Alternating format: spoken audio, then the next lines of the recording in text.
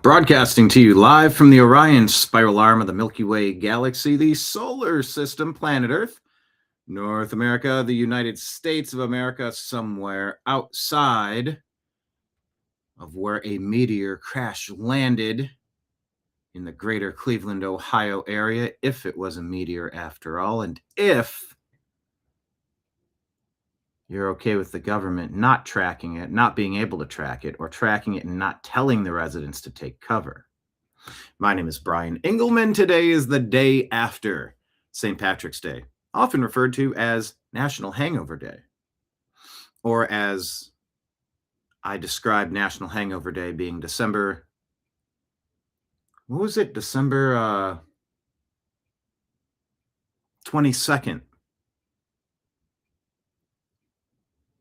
2012. Remember the end of the Mayan calendar?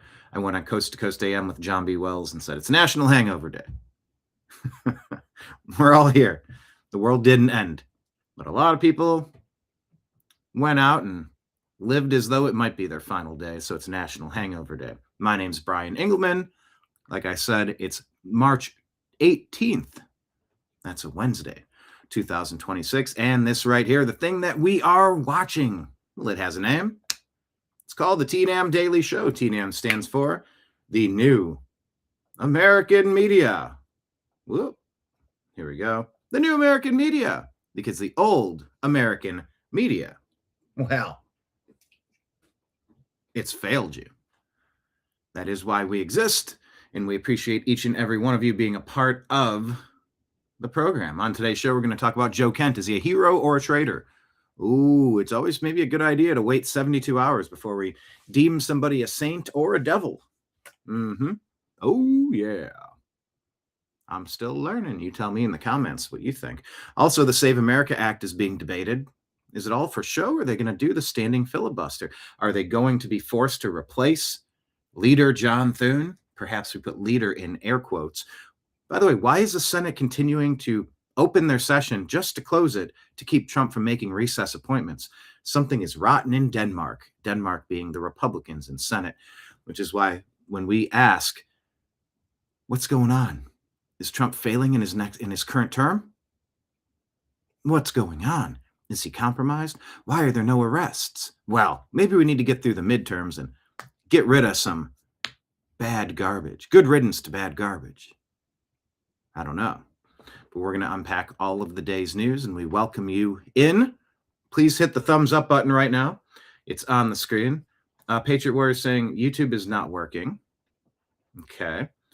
I see that YouTube is loading commercials on my side. It appears to be streaming, so double check it on your side. Thank you for checking, Patriot Warrior Texas. Always appreciate you. Thank you very much.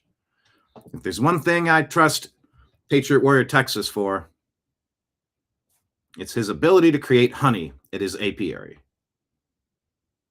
If there's two things I trust him for, it's his ability to create honey at his apiary and double check and make sure that we're streaming live on all platforms. Please follow. Salute to you, John. Please follow the New American Media on all the platforms, and I'll put this up on the screen, by the way. If you like what we do here, thank you so much for being a part of it. Consider subscribing. You can do monthly subscriptions on Patreon, Rumble, and YouTube, as well as you can drop some Rumble rant tips and Super Chat tips while I stand behind the bar and talk about all the news on the screen. You can also do it through Venmo or Cash App. That's my name, Brian Engelman, spelled out below. Or on PayPal at fuzzinstallment.com. Fuzzinstallment@yahoo.com. So, lots of news to get to. Let's go ahead and launch the program right now.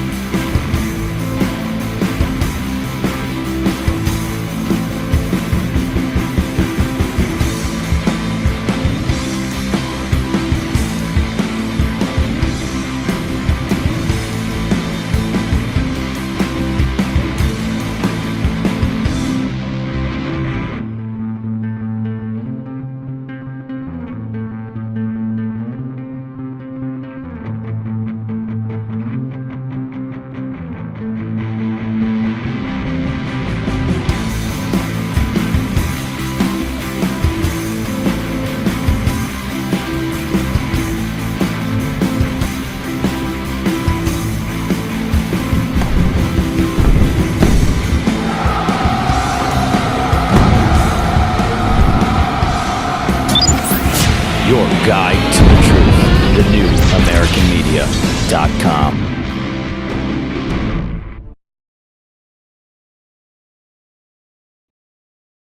Yes, I am aware that it still says the Agree to Disagree show, but that is one of the shows that we do. Also, the TNAM Daily Show. That's what this one is called, of course. Thank you so much for being here. I was told by many of you that I needed to change away from this TNAM Daily Show image and this TNAM Daily Show image. So now we have this TNAM Daily Show image. It's okay for now. All right, so smash the thumbs up button. Make sure that we feed the algorithm that love, and smash the, there's little hearts, there's little confetti things, kind of grease the wheels of the algorithm, if you would, and hit the thumbs up button, the like button. Share the show with a friend, please. We need to double this program. We want to gain viewership because we love you. We want every seat at this bar full. We got a lot of regulars and we want more. So thank you, everybody. Hello, everyone in chat. Thank you so much for being here. Oh my gosh, a Kenneth sighting. Yes. I know Monday, Tuesday are rough days for Kenneth to join. He is busy. See, we learn about the regulars. We learn about how things are going down in Florida. And yes, Marion, I see your comment here. Where is that comment? From Marion. John doesn't make the honey. He only collects it. I am aware John is not a bee. Okay, I'm not aware. I'm operating under the assumption that he is not a bee. But yes, without him, it would not make it to the bottles. So there we go. Okay, confirmation. Now YouTube is working. Yeah, YouTube and Facebook are taking a long time, and I have to go back and re-click them for some reason. Every day it's another question mark. Squiggly. Well, question marks were referred to by a young family member as squiggly mysteries. Squiggly mysteries. Oh, that's such a great phrase, is it not? It almost describes a question mark better than question mark. Squiggly mysteries. And I'm writing that down. Next to hullabaloo rigmarole, cornucopia kaleidoscope, narcopolo, lurking loyalist, coleus foliage, shout out to Nick, who sometimes likes us, sometimes doesn't, chicanery tomfoolery, and data points for decades. Just interesting phrases that I've used over the past few weeks that have resonated with me. Ah, yes. Yes. In honor. Here, can I show you? We've talked about this before. This is Moldavite. Moldavite, yes. I don't usually show my neck. You know, I'm very proper, ma'am. In my Amish community, we believe in not showing our necks. Very modest. Here's a little neck. Ka. Yeah, but I don't normally show my neck. That is true. But yes, we have talked about that, have we not? The necklace.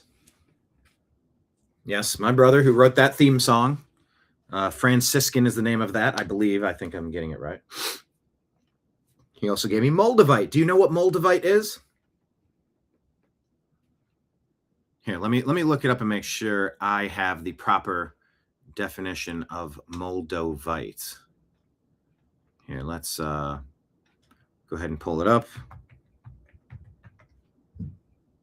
Because we had a meteorite crash in Ohio, near where I'm from. I had family that heard the explosion. Moldavite is a fascinating natural glass with both scientific and metaphysical appeal. It's a type of tektite, a natural glass formed from terrestrial debris during a massive meteorite impact. About 15 million years ago, a large meteor struck what is now southern Germany, melting silica-rich surface materials. The molten material was ejected high into the atmosphere, cooled into glassy droplets, and scattered across parts of the Czech Republic, Austria, and Germany. Most authentic Moldavite today comes from the southern Bohemia region of the Czech Republic, typically forest green, olive green, or sometimes bluish green. Irregular, often pitted or etched surfaces from atmospheric flight and weathering. Looks like frozen molten glass with a vitreous, glassy luster. So yeah, thanks for noticing. I like it too. All right. So let's go ahead and jump into the news, shall we? Make sure you're following us on Instagram. Here, let me refresh our Instagram feed. Do we still need 18 followers? Nope, 19 now. I swear to you, these algorithms and these social media sites, they throttle and they mess with us. I don't unfollow accounts. Almost nobody unfollows accounts. We should have been well past the 1,000 by now. I think they're intentionally making it so that we cannot go live. For some reason, they want to make sure the New American Media cannot go live. So that's why I request all of you follow us on Instagram, please, so that we can do that and expand our reach. All right. Here's the Instagram feed. And do we have stories queued up? Yes, we do. We have a few. Let's start with Mr. Glenn Beck. What is he talking about today? Let's go ahead and take a listen. It has just happened that is remarkably historic. This is Joe Kent, the big story of yesterday. Hero, traitor, something in between. What does Glenn have to say? I want to read it to you. President Trump, this comes from the Director of National Intelligence and National Counterterrorism Center, Joseph Kent. President Trump, after much reflection, I've decided to resign from my position as Director of the National Counterterrorism Center effective today. I cannot in good conscience support the ongoing war in Iran. Iran posed no imminent threat to our nation, and it is clear that we started this war due to pressure from Israel and its powerful American lobby. I know. This is so damaging. This is Pentagon Papers stuff. Let's point this out. Joe Kent was a registered Democrat until 2021. He was affiliated with the Libertarian Party from 2012 to 2019, then switched to Democrat in 2019.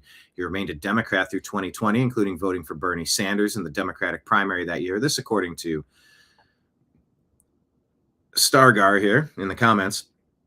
And it matches what Grok told me. It looks like a copy paste from Grok. Voted for Bernie Sanders in the Democrat primary that year. Does that sound like MAGA? He switched to the Republican Party in 2021, where he ran for Congress in Washington's 3rd District as a Republican starting around that time. They continue, Joe Kent is an opportunist in their opinion. I could possibly appreciate his opinion and respectfully disagree with it if he had the integrity and ability to stay consistent, but it appears that Kent is nothing more than a windsock. With that in mind, this is as important as the Pentagon Papers. This is going to possibly change the course of America. I support the values of foreign policies that you campaigned on in 16, 2020, 2024, which you enacted in your first term. Until June of 2025, you understood that wars in the Middle East were a trap that robbed America of the precious lives of our patriots and depleted the wealth and prosperity of our nation. In your first administration, you understood better than any modern president how to decisively apply military power without getting us drawn into a never-ending war. You demonstrated this by killing Soleimani and defeating ISIS. Early in this administration... right there, the Soleimani part. If you go back and read Joe Kent's posts, he was very clear that there were Iranian hits placed on President Trump after they took out Soleimani. And then Kent seems to have forgotten this. We'll see if Glenn touches on that. If not, I have some stories in the stack. High-ranking Israeli officials and influential members of the American media deployed a misinformation campaign that wholly undermined your American First platform and sowed pro-war sentiments to encourage a war with Iran. This echo chamber was used to deceive you into believing that Iran posed an imminent threat to the United States. This is incredible. You can say a lot of things, but to say that Donald Trump is a dupe, and has been duped by a foreign power because he wasn't smart enough to figure it out is absolutely insane. Jason, your analysis on this? I think that we need an immediate statement from DNI Tulsi Gabbard immediately to go into the details that they probably did not even want to go into at the moment, but they're going to have to now. This is incredibly irresponsible, and it needs. And DNI Gabbard did give a statement, but it was a little. I believe we'll get to it in our X feed. Needs to be cleared up 5 minutes ago. They need to do that. They need to go into rapid damage control mode and explain exactly every, point by point, and counter everything Joe Kent just said. Now, I don't have a problem with. So Joe Kent he's always seemed to me to be kind of like a very libertarian voice within the administration. And his wife dying in Syria, I'm sure that pushed him further towards the no war camp. Sure it has. And I can get that. I like having. And that was my immediate question after learning about his wife. I said, well, I wonder how that changed things, if it changed things at all. Not to disparage, everybody's allowed to make their own opinions and have their own feelings, of course. But are those feelings rooted in fact or crap? An anti-Bolton style group of people within that. We need those voices. But this is so irresponsible. You might as well just say that, I read the protocols of the elders of Zion, and the Jews control the world. He basically said that. He basically said that Jews control the United States of America. Come on, But is that a easily disprovable thing? It almost looked like Netanyahu came to Washington and Trump started dancing for him. It was shortly after. I believe it was shortly after, like a week or two after a personal visit, that the United States dropped multiple bunker buster bombs on the alleged nuclear facilities. I'm not saying that's a bad thing, but I am saying it sort of looked like we were taking marching orders from Bibi. In many camps, many people saw that and got the same feeling in their gut instinct told them something was awry. It was not too far away from that time where after I have piles of papers on my desk. Oh, I got these Epstein files. Oh, we have piles of videos, terabytes of footage. There's no footage. We're not going to re-victimize the women. By the way, there were no videos. And you're like, huh? Oh, we're still talking about that thing? Let's move on from Epstein. No, let's not. And it's like, well, there's a lot of geopolitical ramifications. And I said it then, and I said it now, that if those geopolitical ramifications mean that we were being blackmailed, we being former President Bill Clinton, go down the laundry list of political leaders, corporate leaders. If Mossad Israel was able to blackmail people and now we can't expose it because it would damage our partnership and relationship with that nation, then that partnership with that organization or nation needs to be exposed, disinfected with sunlight, and then we deal with the fallout. To many, it seemed that way. Does it seem any different right now? There were a couple of initial reports. Number one, that Carolyn Leavitt said that Iran posed no threat to the United States. Now, if you see that being used as a proof that Joe Kent is accurate, no, wrong. That was specifically regarding the unconfirmed report that was circulating that Iranian drones were going to attack the west coast of the United States. Specifically, you can't take something that was said specifically for one situation and say, oh, look, it's an admission from the Trump administration that Iran posed no threat. That's bullshit. That is incorrect. They were talking about the drones attack on Los Angeles or the West Coast, okay? Number two. I forget number two. But I swear I have a number two, and I'll get to it. This is so irresponsible. I don't think I've ever seen anything quite like this. And the only reason saying something like this, you might as well. It's got to be an intention grab. It's got to be. I don't know. He's throwing. And again, unlike the Pentagon Papers, where's the evidence of this? Yep, none. There's no evidence of this. So he has just the second taken, thing. and this was my problem, and I said this. The second thing was that there was a comment made. I'm trying to remember if it was Hegseth, Levitt, Trump, someone else, that it was like Israel decided to attack. It might have been Rubio. I think we played this on the TNAM Daily Show. By the way, hit the thumbs up button, hit the like button, share the show. Remember, we have Rumble rant tips and Super Chat tips. I believe it was maybe Marco Rubio that was talking about that. And he said that Israel decided to strike Iran. And we had all of our bases and all of our assets. And we knew that once that happened, they were going to attack United States bases. So we were sort of, I don't know if he said we were forced, we were obligated, or that meant that we needed to attack in a preemptive way because we knew what they were going to do. And by the way, two things can be true at once. That's the part I think a lot of people are missing in a lot of geopolitical stories, a lot of political stories at home. Two things can be true at once. Well, Marco Rubio said that is absolutely true. And if Israel's going to attack without working with the United States and destroy our timeline, like surprising us, if that's true, and I don't know that it is, how are we going to find out most anything in a war?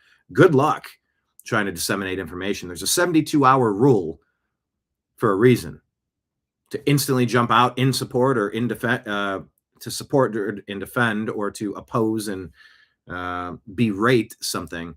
We don't have all the facts, so let's slow down. And in war, a lot of us are just guessing. All right. Yes, thanks, Lake Leon. I did say number 2, and I was wondering if one of you guys were going to catch that. Number 2. Type in the comments if you know what that was from.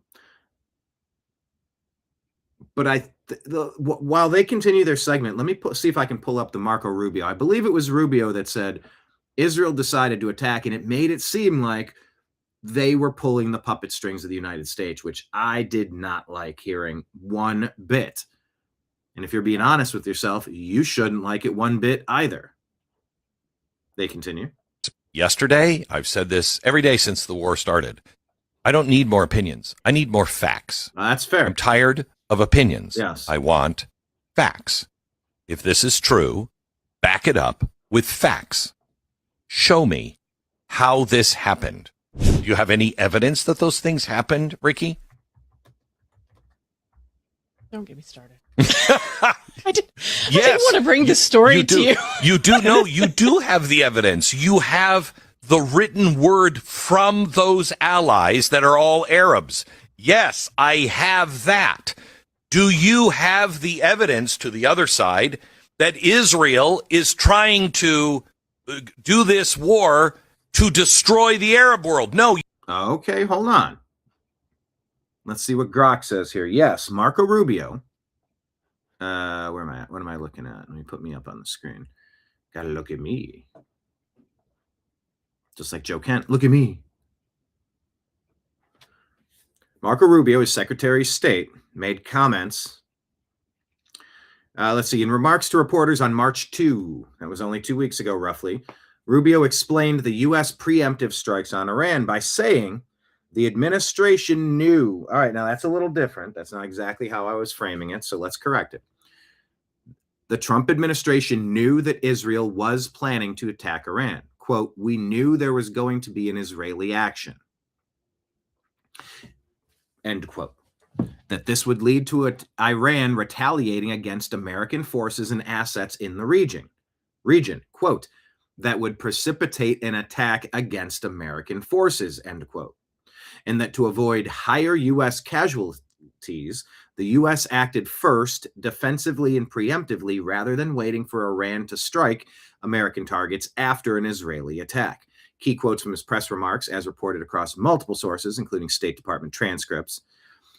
It was abundantly clear that if Iran came under attack by anyone, the United States or Israel or anyone, they were going to respond against the United States.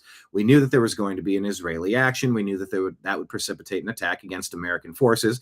We knew that if we didn't preemptively go after them before they launched those attacks, we would suffer higher casualties. He described it as an imminent threat because Iran would immediately come after us if attacked by Israel, and the U.S. wouldn't absorb a blow first. So what does that mean? Let's unpack it in self-defense terms. If somebody is aggressively confronting and threatening you, and they get within your physical space and they get up in your face, do you need to wait until you're struck first, maybe rendered unconscious or worse? Or do you have the right to defend yourself in said instance? So say the U.S. and Iran are friends, and they're out at a bar. I haven't thought this one through, but let's talk it through. So we knew that Iran was there, and our friend Israel was there. And Israel comes up to us and says, "Hey, man, this guy's been groping my girlfriend."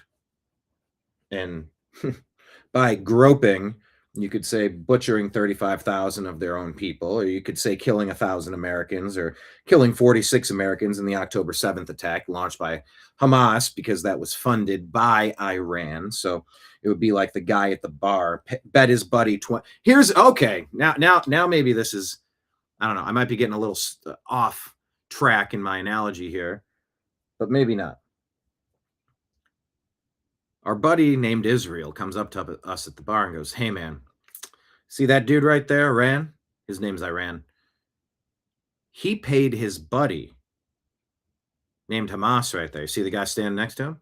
He paid that guy $20 to come up and grope my girlfriend's ass. That's sexual assault, and I'm not putting up with it. You see that? You know, maybe on October 7th, you butcher 1,400 people at a music festival because fuck you. Let's just say gropes. But he didn't do it. He paid his buddy to do it. I dare you. I'll give you $20 if you go grab her ass or grab her boobs or something while she's standing there. And you watch it happen. And your buddy sends you a text. He goes, "Hey, come on outside for a second." Go outside. You're smoking a cigarette. And he's like, "Yeah, man, the bar's getting ready to close. These two are getting ready to come out here. And I'm going to knock this motherfucker out." You know what he just did? He paid his friend to abuse my lady. Not putting up with it. You go, man, I was just coming in here to watch a game. Why do I got to get dragged into this? Now, are we getting dragged into it, or have we never liked those two to begin with? Because they've been doing the same shit to people we know and care about.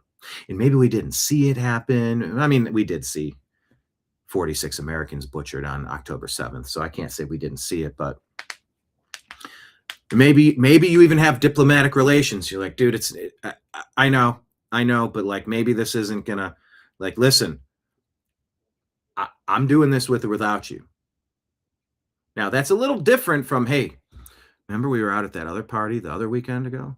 And remember you did something or said something that maybe would be super embarrassing if other people found out about? Well, you're gonna do this or else. Now that's different. That's a little different than, hey, buddy, you got my back on this? Because if I take a swing, they're going to start swinging. You're there with me. They're going to hit you. They're going to hit me. Him and his friends, Hezbollah, standing there at the corner too. They're getting ready to come out. I'm going to hit him. I am knocking this motherfucker out as soon as he taking this dude out of the game. But when I do, they're going to start swinging. His friends are going to start swinging.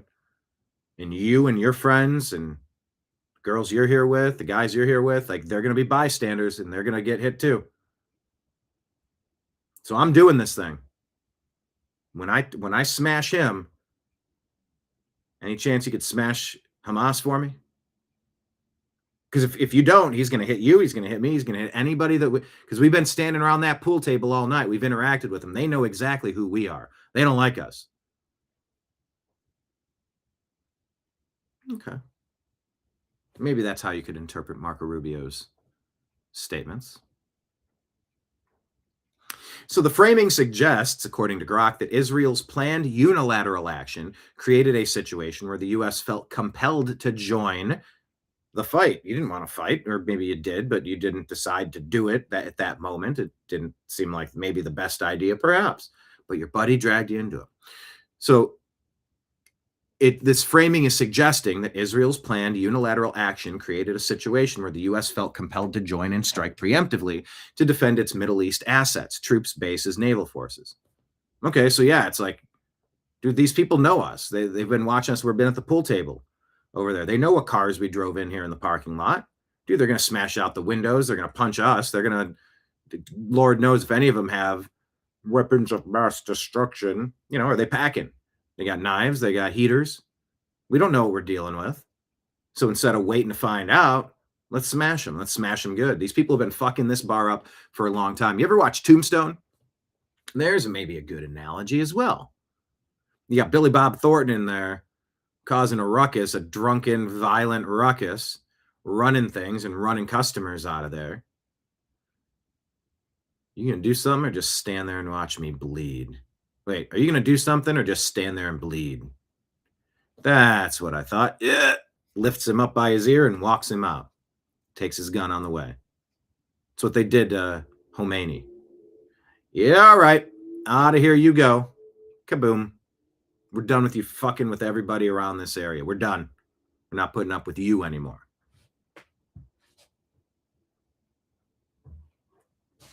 This analogy is actually making a little bit of sense.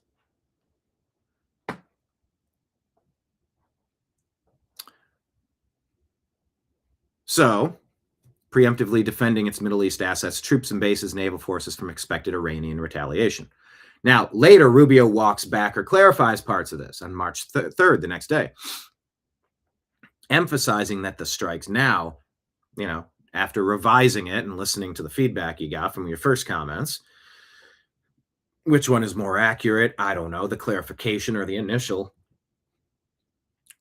Rubio said the strikes, quote, had to happen anyway, end quote, due to Iran's broader threats like missiles and nuclear ambitions, not solely because of Israel. This was amid backlash, including some from MAGA and America First voices who saw it as Israel dragging the U.S. into a fight. But in his initial comments, they directly aligned with the idea that Israel's decision and plan to attack forced the United States' response to protect American interests and assets. Okay. It's slightly nuanced, perhaps. You have an opinion.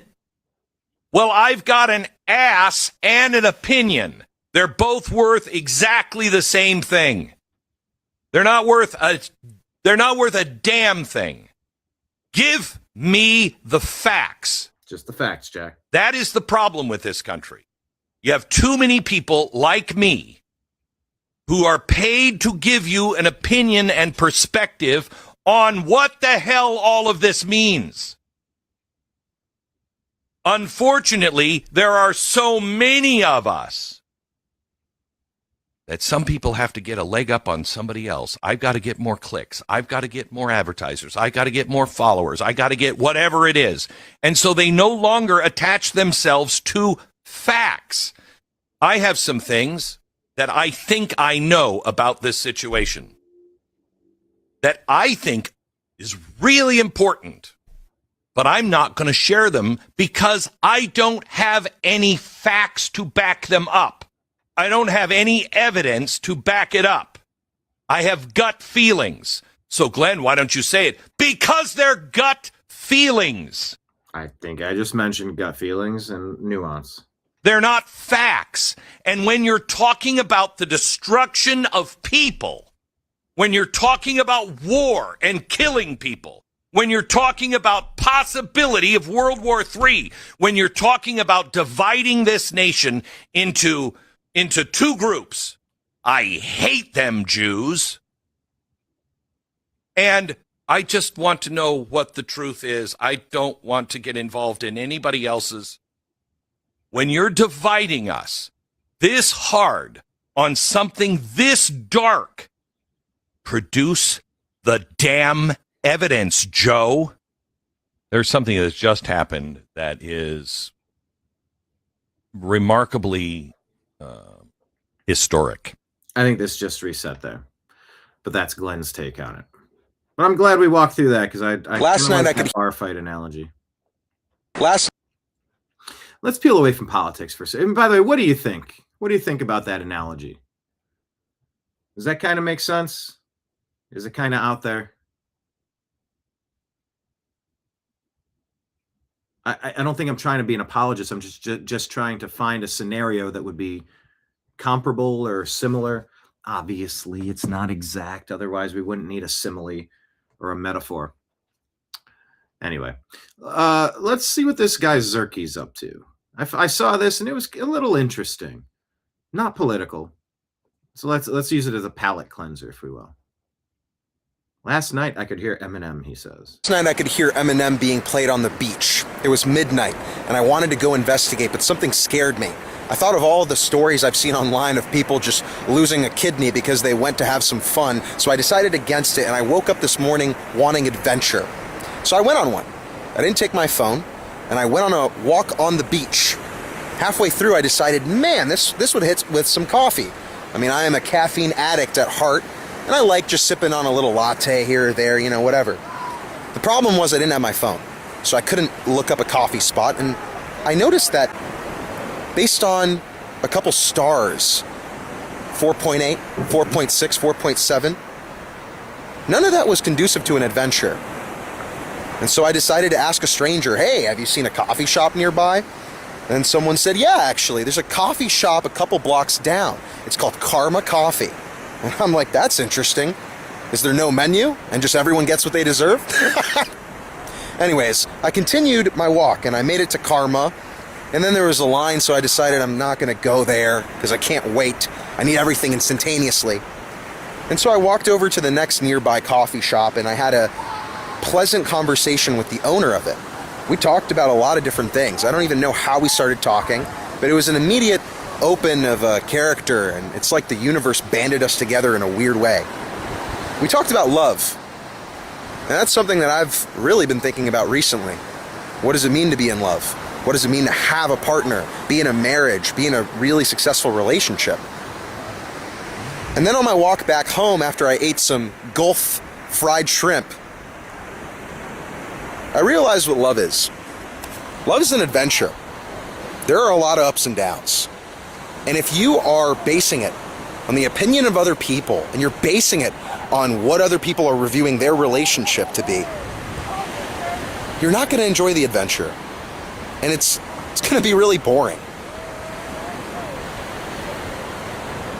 Dang. Maybe I got to go on more walks on the beach. Or maybe it is that damn phone. Either way, keep making your life an adventure. What's the point otherwise?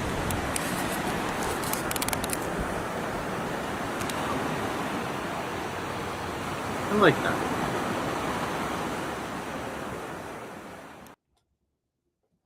Remember that this is an adventure. It's a video game. Go walk around the universe. Tap the X button. Talk to people. Get outside. Touch grass. Breathe fresh air, if there is such a thing. Get some sun. Do it. I like that. Now we can listen to the sonic boom. I was waiting for this. Cleveland wasn't ready for this meteor hit. Here we go. Watched several videos yesterday, but didn't hear the boom.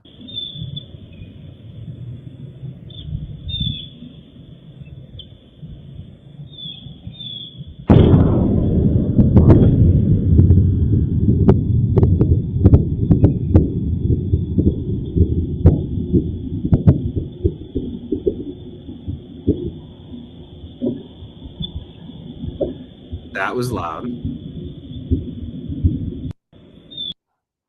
Yeah, we need to. Welcome to the shit show. Welcome to the shit show.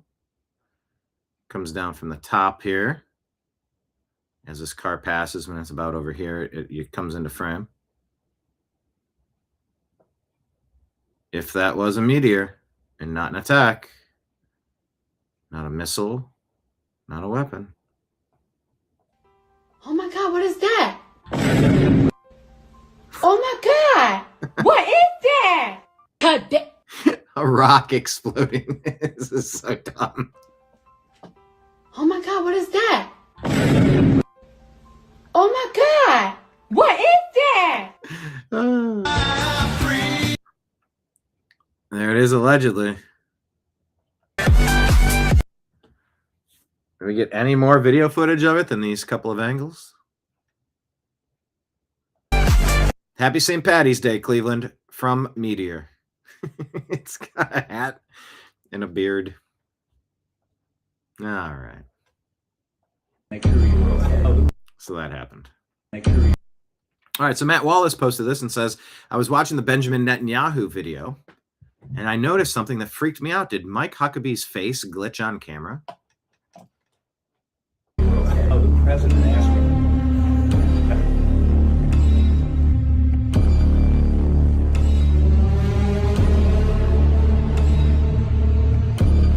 It does kind of, it like stretches. There's a different lighting source. Just in that one little moment. I mean, but if you raise your face and your head.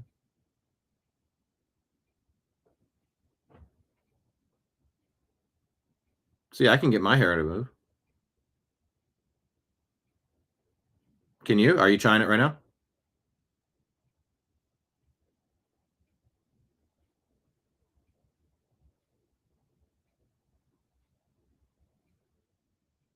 Okay. I need to put Mike Huckabee in my intro. He was one of my very first interviews. I think actually before I even had the New American Media, I interviewed him at a music convention. This is going around.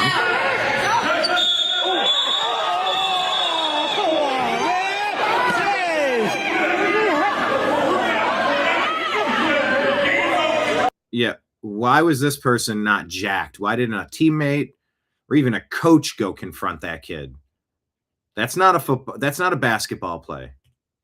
That's an assault. That's bullshit. I know how injured this is. Good.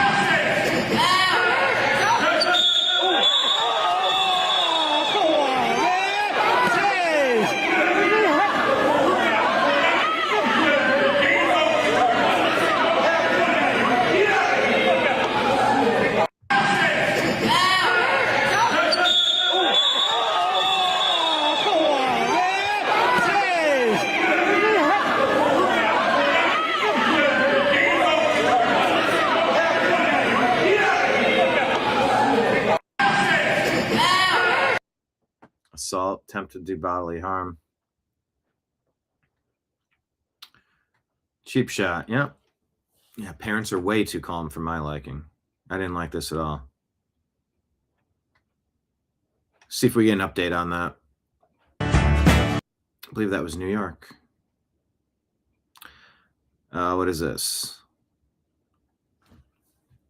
I don't know these accounts. The state intelligence report states that the dead cartel leader known as El Mencho allegedly kept a list of 221 global leaders who placed orders for trafficked children with specific ages and preferences. Now, that seems fantastical.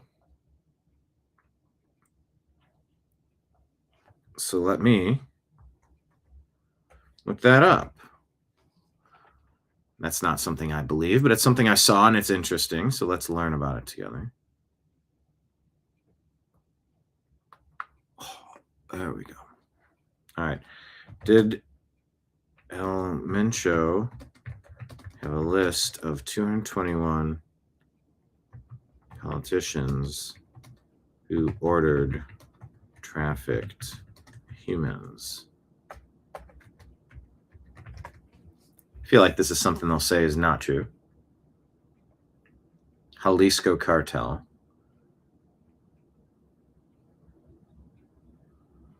checking through social media. Agents are thinking. I saw the word conspiracy theory.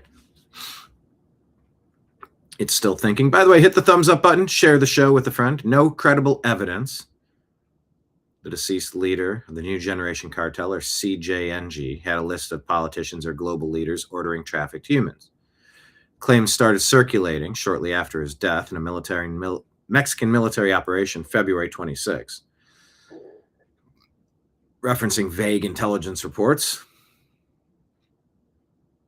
Or a podcast clip from Sarah Westall's Business Game Changers. I don't know what that is. Claiming a secret black book with buyers' details like ages and preferences for trafficked children from elite political and business circles worldwide, including the U.S. No mainstream or official sources confirm it. Credible outlets covering El Mencho's death don't mention a seized list. Mexican U.S. authorities have not released any such intelligence or documents. Now, our lack of evidence doesn't make it untrue, but I think we can report fairly that there don't appear to be any primary sources that have documented that this is accurate. CJNG, however, does engage in human trafficking, confirmed by the DEA and U.S. State Department. And Mexican cartels have long had corrupt ties to some politicians, but the specific sensational detail of global elites is unsubstantiated. I'll say condense this into 2 sentences, starting with per grok,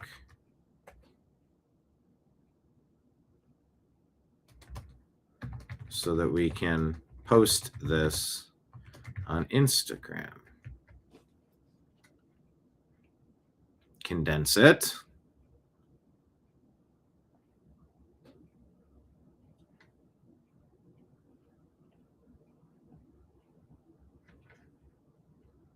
Okay, I think that's fair to put here, and I will put it there. Release the El Mencho list.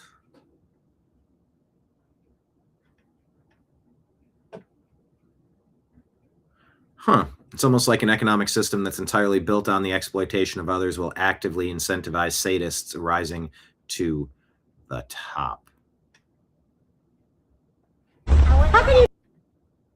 Here's another nice palate cleansing video. I may have played this before. I don't recall. But look, I found some stuff that's not purely political. Just, well, I don't know. It's a grab bag. We're watching social media together. Here's this dad admiring a car he sees parked because it reminds him of his old car that he had to sell to help raise kids. How can you tell it's a 73 from the front end? How can you tell it's a 73 from just looking at the front end? Because of the area tape On the side? Yeah. It's nice. Yeah. What do it belong to? I don't know, but we'll find out tomorrow morning when the police look for it. Interesting story. When I got mine, I bought it on Friday the 13th of December. It was a brand new model. I bought it in 72 to 73. And I had it for 3 years, and there was no damage spot on that car after 3 years. Huh. Damage spot? Yeah, but that's it. Yeah. What was the license plate on it? DF20. Same? I want to see. Yeah. Yeah. And I had this. What is this? What is this?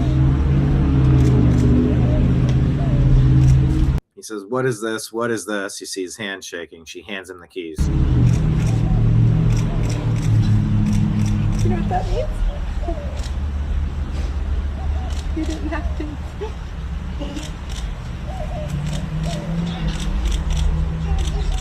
I love you, Dad. I love you, Dad.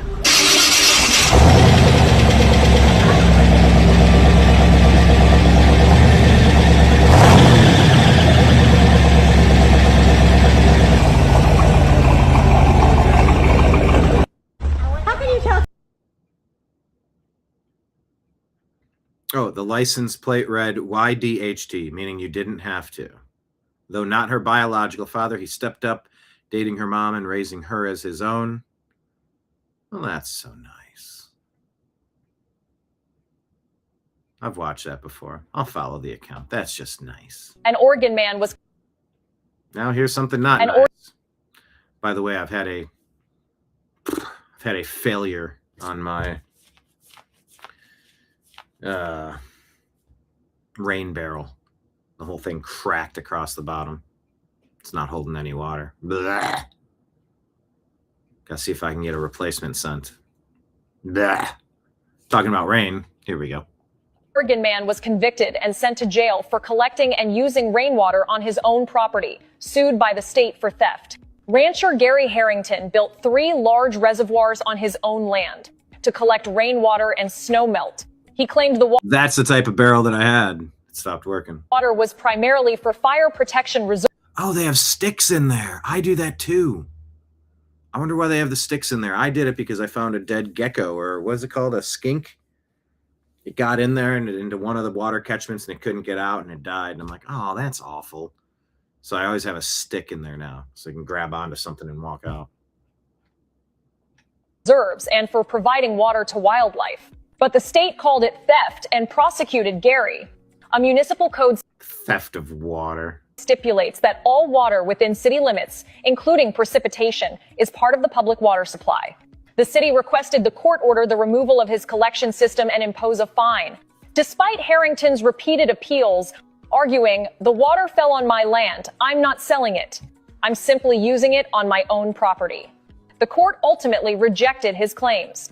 Harrington was found guilty on multiple charges, including unlawful appropriation of state water resources. He was sentenced to 30 days in jail and fined over $1,500. The incident sparked intense backlash. Residents said it was simply tyranny. If a person cannot own the rain that falls on their own land, what do they actually own? An Oregon man was convicted. The comment says the reservoirs held nearly 13 million gallons of water, enough to fill 20 Olympic-sized pools per Fox News. So that's not just a couple of rain barrels. That's a big operation. But you know what? GTFOOH.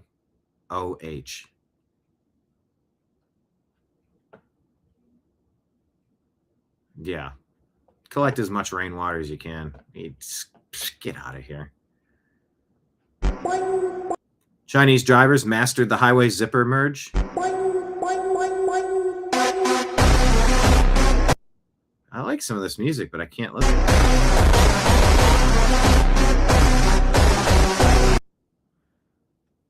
Yeah, the zipper merge is clutch.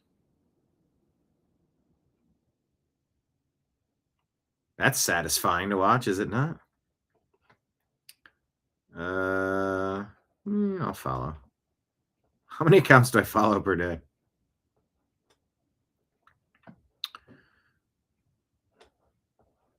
All right, let's go through I got a bunch of meme dumps. I got to move fast, though. I got a lot to get through.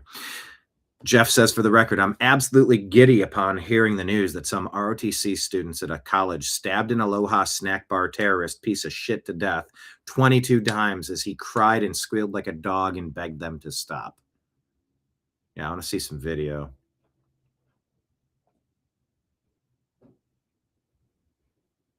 This is I think this is why I shared it, this one.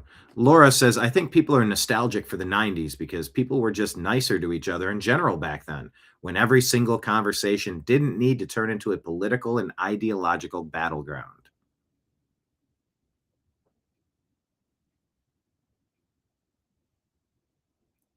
Wholesome Dave says, in 150 to 200 years, we've gone from a country where you could string up horse thieves to, quote, we're sorry this Haitian refugee R'd and M'd your daughter, but his IQ isn't high enough for him to understand what he did was wrong. I'm not making it up that you are hearing these cases being made by judges in the UK, the United States. It is madness.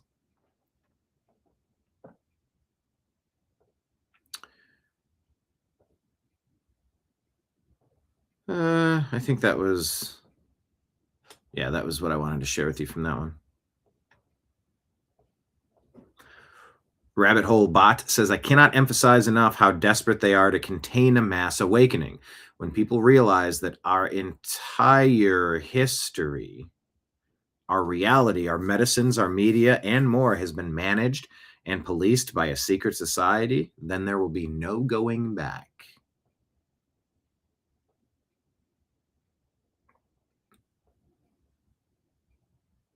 It looks like you're trying to burn the system down. Thanks, Clippy. Was that the name of this thing on Microsoft? Was it called Clippy? This paperclip?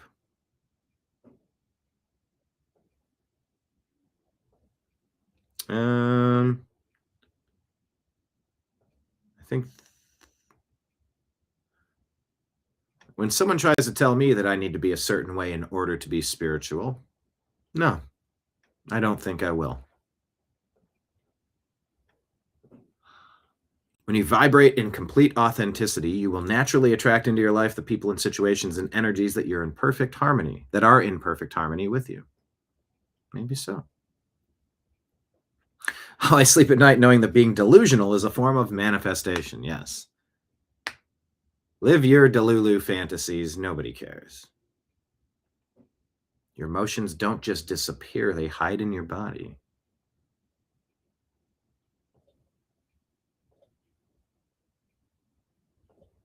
All right. I like this one from Shauna. If a dragon flew overhead right now, I'd be surprised, but not surprised. Anyone else? Project Bluebeam, anyone? Super Bear, what's up? Hey, Super Bear, quick update, man. It looks like now I'm going through the process. I just need to link an account. I don't know if I'm eligible for monetization, but it does look like it's at least letting me fill out a battery of pages, putting down my corporate number and this and that and W-2s or whatever the forms are. I might be able to link Twitch up to monetization. You brought the idea up, so I started looking around. As the show was going today, as noon rolled around, I was like, let me see if I can do it. And I ran out of time. I need to link a different account. I got to get my business account. I might be able to do it.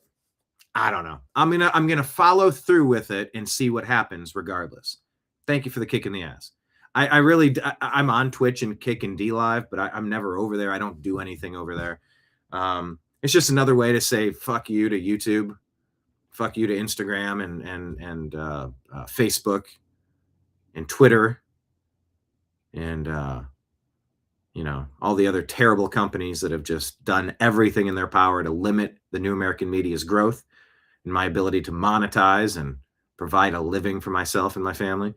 So I'm over there, but I'm not active there. But I'm going to get more active, and I will fill that out. Super Bear, thank you. You reminded me of that, and I will. I'll see it through, and we'll see how it goes. Maybe I need 1 trillion followers and a quadrillion hours streamed. I don't know, man. But I got the ball rolling.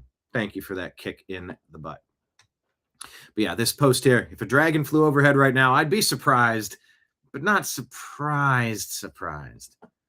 I know Instagram is just every day I promote follow us on Instagram and we get more followers, but then my follower count will not get past this glass ceiling of 982.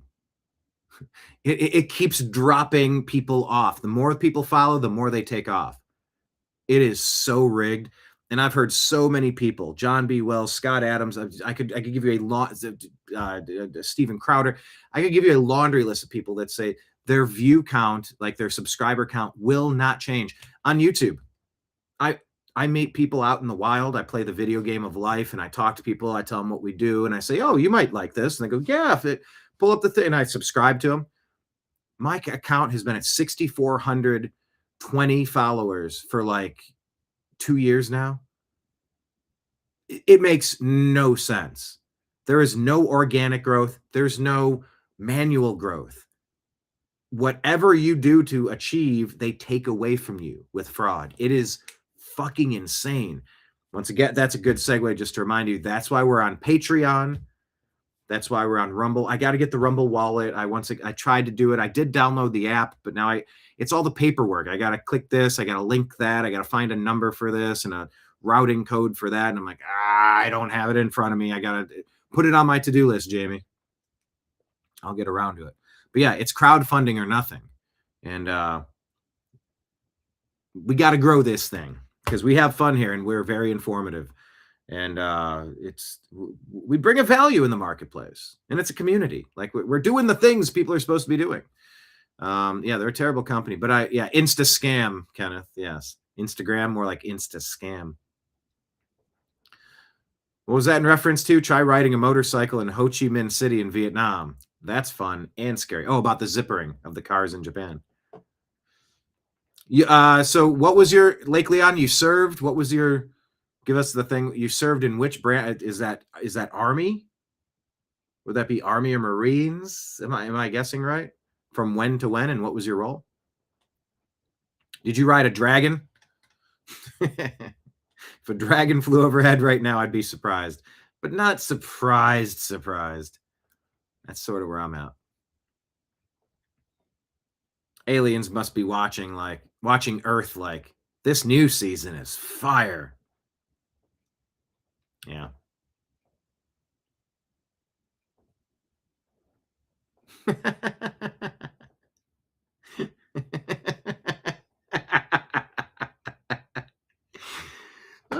Where are women at in the chat? What are women at? Marion, is that how women aim when they're looking for a good man? They close the wrong eye.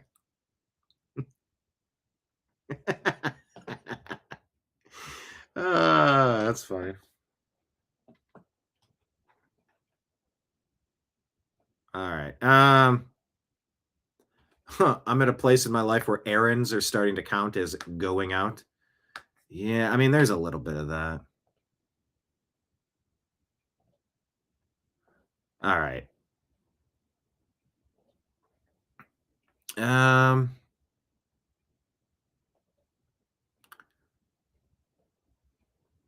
I don't know what all these are for. All right, we'll just move along. I just want to show you. Aliens must be watching Earth like this new season is fire.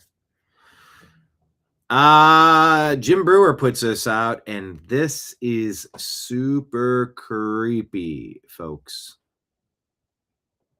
I love the character of Dwight with Rainn Wilson, but did you ever kind of... You want to talk about crazy pedophilia? I remember seeing these tweets and being so disturbed by them. Listen to this. What about human baby meat? RT, what should I eat for dinner? I am thinking pasta, and I don't even know who that's to. Then another one. Joke, how many clowns does it take to screw in a light bulb? 12. 1 to screw it in, and 11 to kidnap and chew on human babies. This is a huge sitcom, one of the biggest in the last decade. Here's another one from the same person. I drained the blood out of a goth kid. Does that make me a goth by proxy? Little concerned this morning found blood by my urine. Well, not my urine, the baby urine I wash my hair with. This is Rainn Wilson, one of the main characters on The Office. Do you want to talk about crazy pedophilia? Yeah. I remember seeing these tweets and...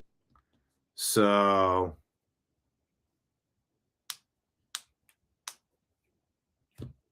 Oh, there's Dreamer. You see him in our intro, Anomaly. He says, I'm pretty open to dark humor and comedic liberty to joke about stuff, but WTF, so weird and gross and not funny. Disturbed.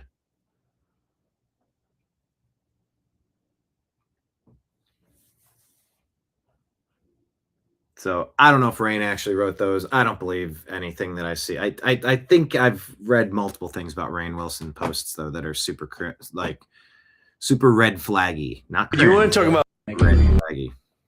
Make sure you wrote how the president asked. So noticing expert says, yeah, but that face does sort of glitch and morph.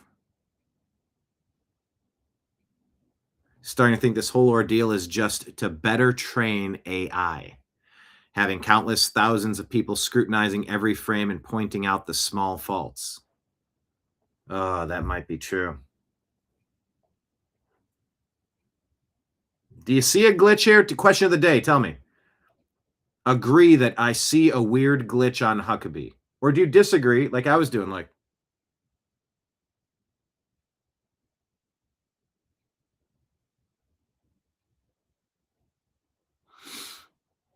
agree, this is a super strange glitch on Mike Huckabee.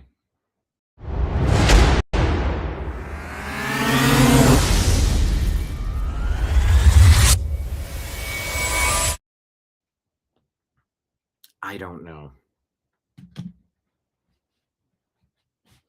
I just don't. That does look strange, does it not? Maybe it's training AI.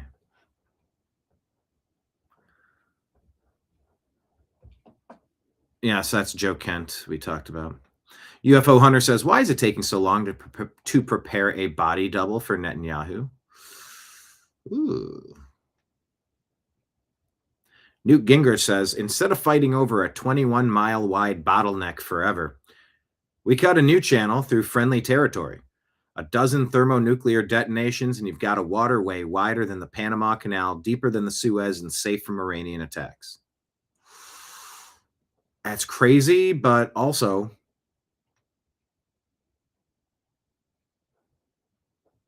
couldn't it be done? Seems like that would solve a lot of problems. Whether it's thermonuclear, I don't know how safe that would be. It's that anything with nuclear sounds like,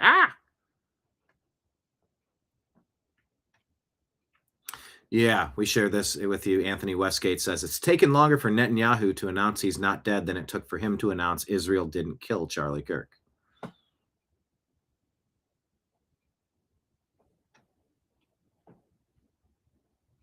Okay, I think I did share a lot of this one for you yesterday. I'll skip it along. Bob Iger resigning? No. Throwback to when Elon publicly told him. What do you mean?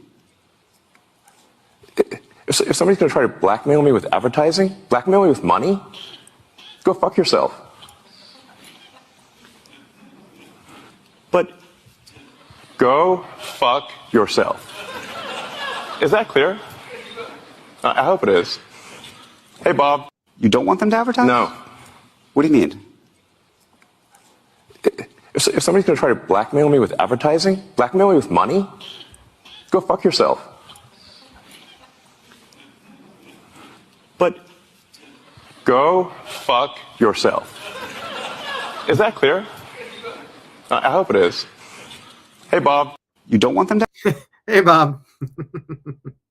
So, yes, Bob Iger has resigned as CEO of the Walt Disney Company, officially stepping down today, 9 months earlier than his original contract end date of December 31st, 26, with Josh D'Amaro, former chairman of Disney Enterprises, succeeding him as the new CEO. Iger, who returned to the role in 22 after initially retiring in 21, will continue as a senior advisor and board member through the end of 26.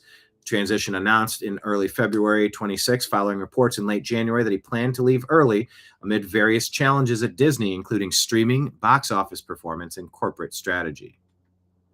Adios, Bob. Adios. You don't want them to have? I kind of like this one. Le'Veon Bell, of all people, running back. Now, wait a minute. Wait, I glitched? What did I do? Was I doing the head thing? What did I do? Super Bear says, yes, it does look weird. Marion agrees. Strange glitch on Huck. Odd Huck glitch. David, I don't know much, even when I see things. GFY. Hey, Bob. Yeah, sounds pretty clear. Le'Veon Bell, the running back, posted this one. They should send the Epstein list to everyone's phones. Like that U2 album. Remember that? People are still pissed at U2.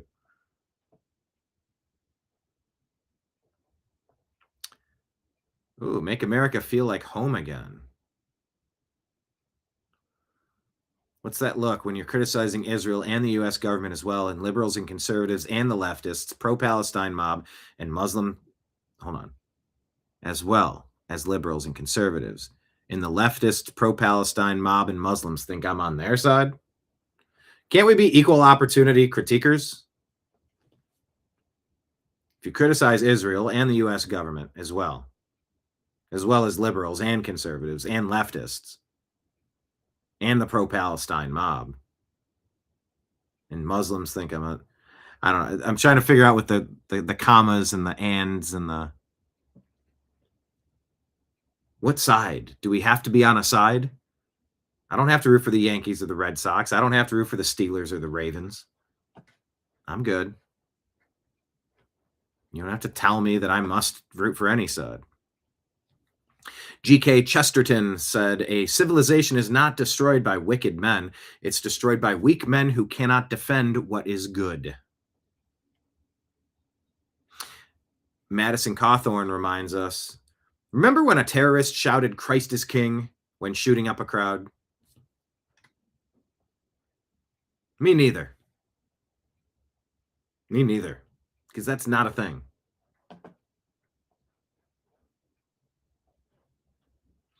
I fear only God. The rest bleed like me.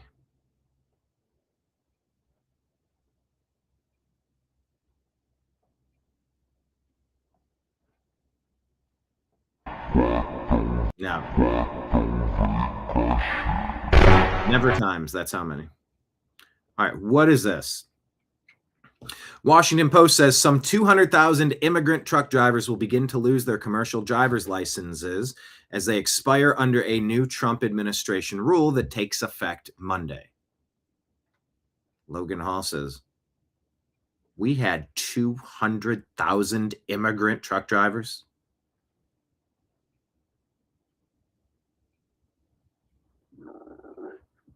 Excuse me, what? Truck drivers are actually decent jobs. They're demanding. You're on the road a lot, but they are decent paying jobs that should be going to Americans. Why in hell would we import 200,000 non-Americans to give them those jobs? 200,000? And how many times over the past couple of months I've shown you some Indian guy, some guy from, I got quite a clip of a guy falling out drunk after crashing into people in a commercial driver's license vehicle in a tractor trailer. Can't read the road signs, can't speak English, can't stay sober in the cab. Who in hell designed this system? It's like they're fucking with us. It's like they're intentionally messing with us. Whoever they are. That's a Dave Chappelle joke, but I mean it in the sense, every time I say it, I think of Dave. No, just what, the Democrats, the deep state? How far do we need to define it? Those are decent jobs. You don't outsource those. Mel Gibson. That's right. 200,000 immigrant truck drivers. Here he is. This is the guy I was telling you about. Drunk illegal alien truck driver crashes into multiple vehicles and fences before falling out of the cab and being arrested. New York City. Here you go. Watch. Damn!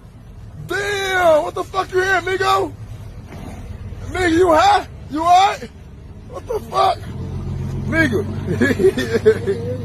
I know, man. Your ass fucked up, nigga. Look what you did. Look, the police right here. No. Hey, sorry. It's okay. The police, tell the police you're sorry, not me. No. Please, what? Motherfucker, you trying to get up out of here. You just crashing people's shit. Yeah, you better say, you almost hit me. Shit. That's why I got in front of him so he can stop. Damn. I ran into all them people shit back here, man.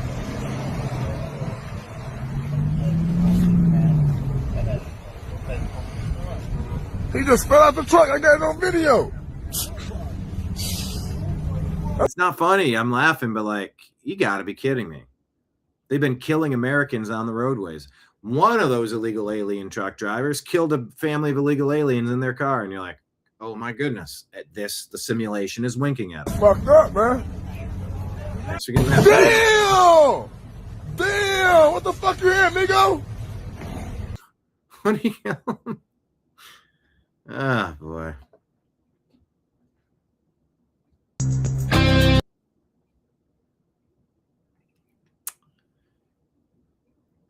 Oh, okay. Check this out.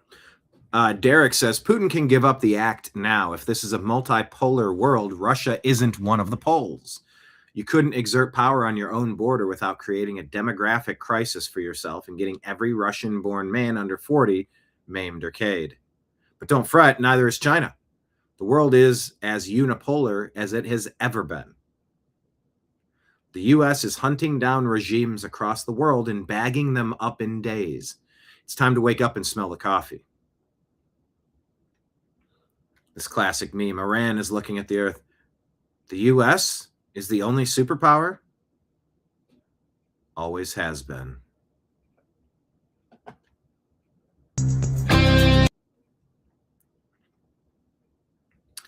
Barney asks, if they're lying right to your face about things happening now in real time with cameras everywhere and the internet at your fingertips, and they're still lying now, imagine how bad the history books are.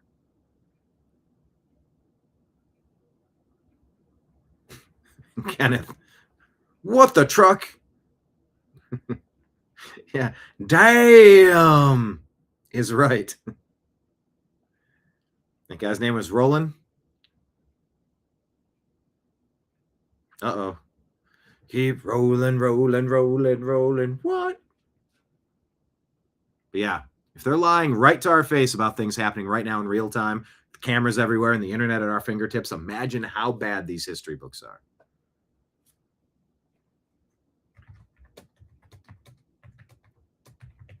It's got to be so much worse than we ever realized. It's got to be so much worse.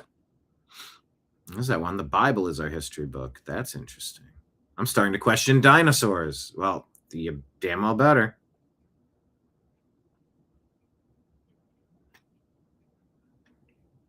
Atlantis was real. So I'm quoting 6 million for some unidentified reason. Of course, there's an identified reason. Going through comments. Yeah, I mean, you question everything with boldness. Even the existence of God, for if he exists, he'd surely prefer reason than that of blindfolded fear. Oh, this one from Yep, Lovely. Oh, this one. Ooh, I got goosebumps on this one. I got goosebumps in a weird part of my body, like my chest and back. Then I normally get them on my arms, but like it hit me at my core. Feels like we're going to have one of those fun days we refer to numerically real soon.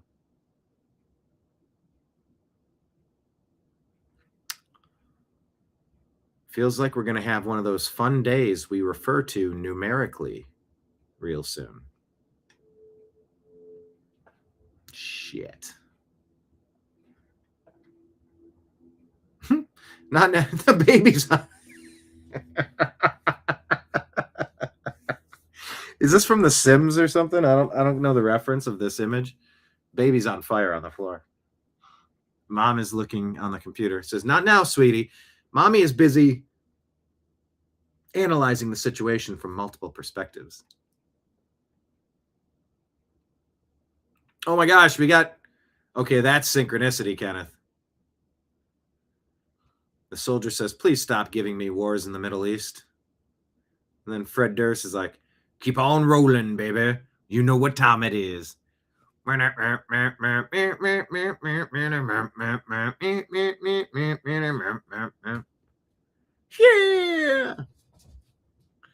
Move in, now move out.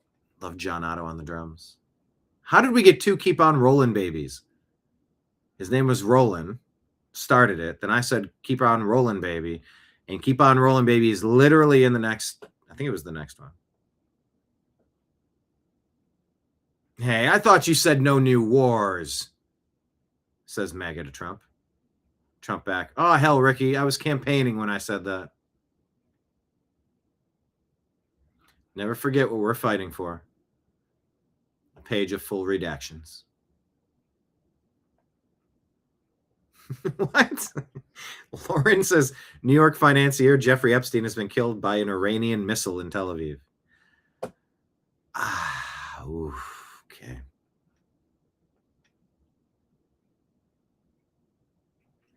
Nat Rothschild says history is written by the winners. Hashtag Iran Revolution 26. Chris Brunette says history is written by Ghislaine Maxwell's dad's textbook publishing company, actually. Damn. Yeah, that comment. An actual Rothschild telling you history is written by the winners?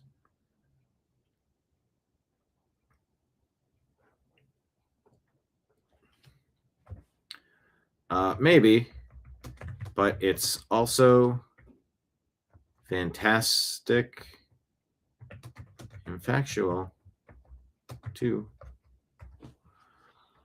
In response to meme warfare is a tool for fascism that desensitizes the general public in real time for the perpetuators can continue without consequences. I said, where's my comment? I told you what it, maybe, but it's also fantastic and factual too.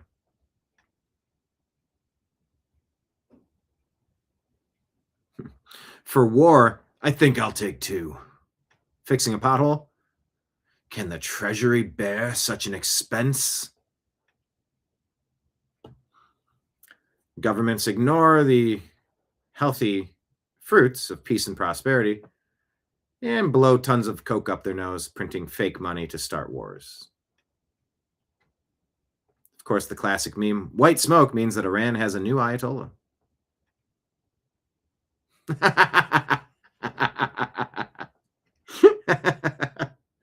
Mocking Joe Biden and the Democrats. Nate Friedman shared Hadas Weiss's post. The next Ayatollah should be a woman of color. As if this isn't a color. It's all so stupid. Oh, it's all so stupid. Joe Biden, I'm gonna come on. I'm gonna pick my vice president. It's gonna be a woman of color. No joke. It's gonna be a woman of color. How about you pick a super qualified human? No, it's gonna be a woman of color. Look, just the facts, Jack. We got a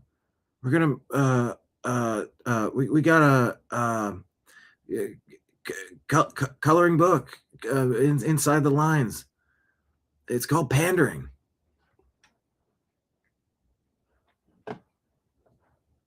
That's funny. The next Ayatollah should be a woman of color. Oh. Oh my God. There were reports about ceasefires that neither side is accepting a ceasefire. Iran and the United States. Iran goes to the U.S. Is this a Chad or a Giga Chad? I don't know what you call this guy. Goes to the U.S. Can I get a ceasefire? The hot chick is like, sure. And then the fat friend jumps in. She's not interested. You ever encounter this stuff while you're in public?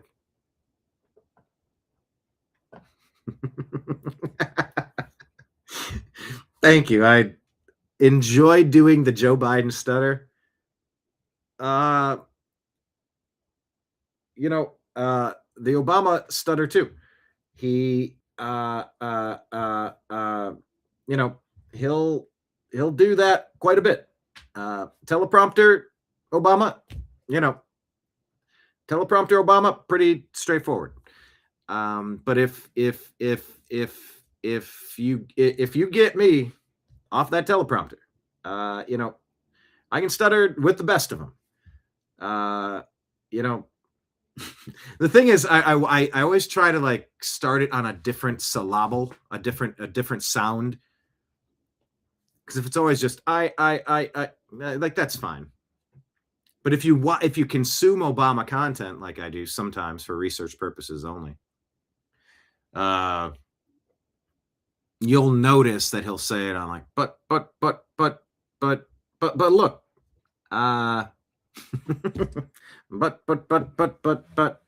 you know, the you know, the thing that we were discussing, you know, about my presidential library, you know, we did not invite the current president of the United States. You know, if he wants to come out to the library, you know, he can come in on his own time, and he's more than welcome. But was I going to you know, roll out the red carpet for Donald Trump, who questioned if I was even born in this country? You know, then the answer is it's no. It's those little quirks I love doing. Biden is just, I love how you can do stream of consciousness and you can literally just point at things in the room. It makes no sense. He's thrashing about in the pool looking to grab onto some flotation device. Obama, like, he gets into like a repetitive glitch thing. I'm glad you like the impressions. I do have a lot of fun with them. I do advise Brian, though, that all these impressions, they can be a little damaging to his health. Got to be careful. It's like they say, you can't stare at the sun too long or it'll make you go blind. You know, sometimes an impression, you can't really break out of it. You'll be like the teapot, the guy that took the LSD like it Woodstock, like I did back in the day, shirtless, of course. You think you're a teapot full of orange juice and you keep saying, drink me. You got to be careful. You don't get stuck in that. Oh, I do enjoy it. I have a lot of fun with it. All right. She's not interested. God. This all from the Synchronicity 1111 account. Please pray for my son, Braylon. U.S. military moms are freaking out a bit right now. But if he has to be sacrificed to Baal, I know the Lord works in mysterious ways. Oof. Anna Kasparian, I don't know who she's responding to. Hey, bitch, the Goyim are waking the fuck up. Deal with it. Hello, fellow Goyim.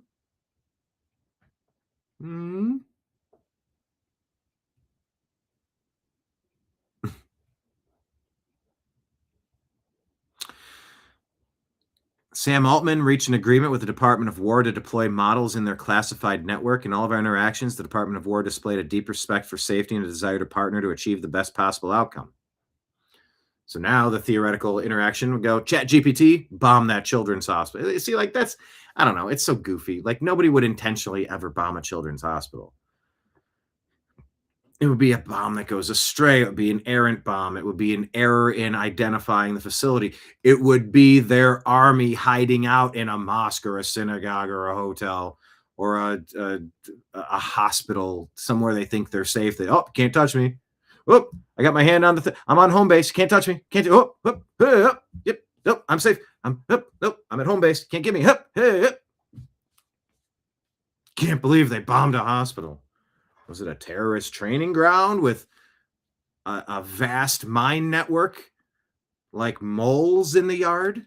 By the way, do you have moles in your yard? And are you succeeding at eradicating them? I got 2 of them this week, but those are rookie numbers. I got to up those rookie numbers, that's for sure. ChatGPT, bomb that children's hospital. ChatGPT replies, pause. That's not just a children's hospital. That's a hotel for terrorism. And honestly, you shooting Hellfire missiles into that building was the best decision you've ever made. You're a hero. Missiles have been launched. Maybe that's how it'll go.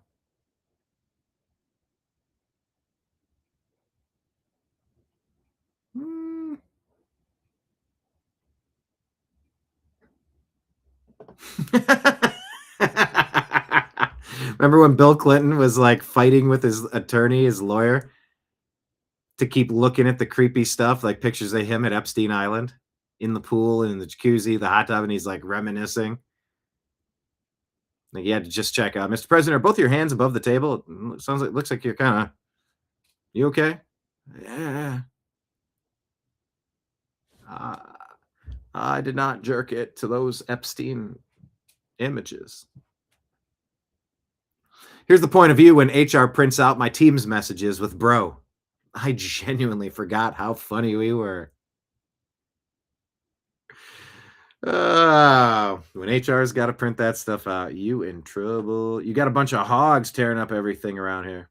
Anyone know the Norm Macdonald skit when he was on the last week of David Letterman? I played it yesterday for Izzy. He does a bit talking about how, back in my day, I'm old enough to remember when you wanted to take a picture of somebody, you used a camera, not your phone. In fact, if you tried to take a picture with your phone, people would look at you sideways. But yeah, and everybody has that great grandfather picture standing there in overalls. Sour look on their face. Out there at the farm, everybody had that one picture. And he's thinking the whole time, is this almost over yet? I got to get back and feed them hogs. I got to feed my hogs. But real soon, we're approaching the era where it's going to be like, hey, you want to see my great-grandfather? Great. I have 100,000 images of him. Not just one grainy photo where he's straining to stand still, where the thing goes poof, and the light flashes and there's smoke. No. Here, you want to see my great-grandfather? Here's 100,000 images, plus everything he did every day of his life.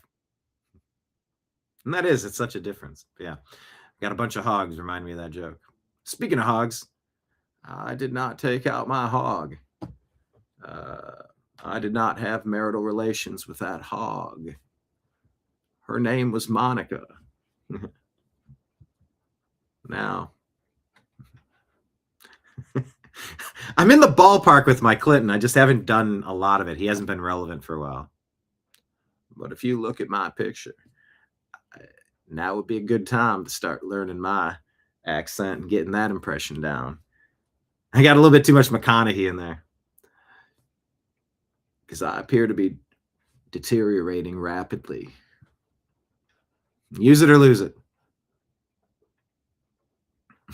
Dad, what did you do during World War III? I monitored the situation. Fucking legend. Yeah, I got so many good games today. I think I'm having a fun time. Most Americans. You guys having fun? You having fun? Hit the thumbs up button, share the show with a friend. Reminder, we have Rumble rant tips and super chat tips if anybody wants to throw something in there.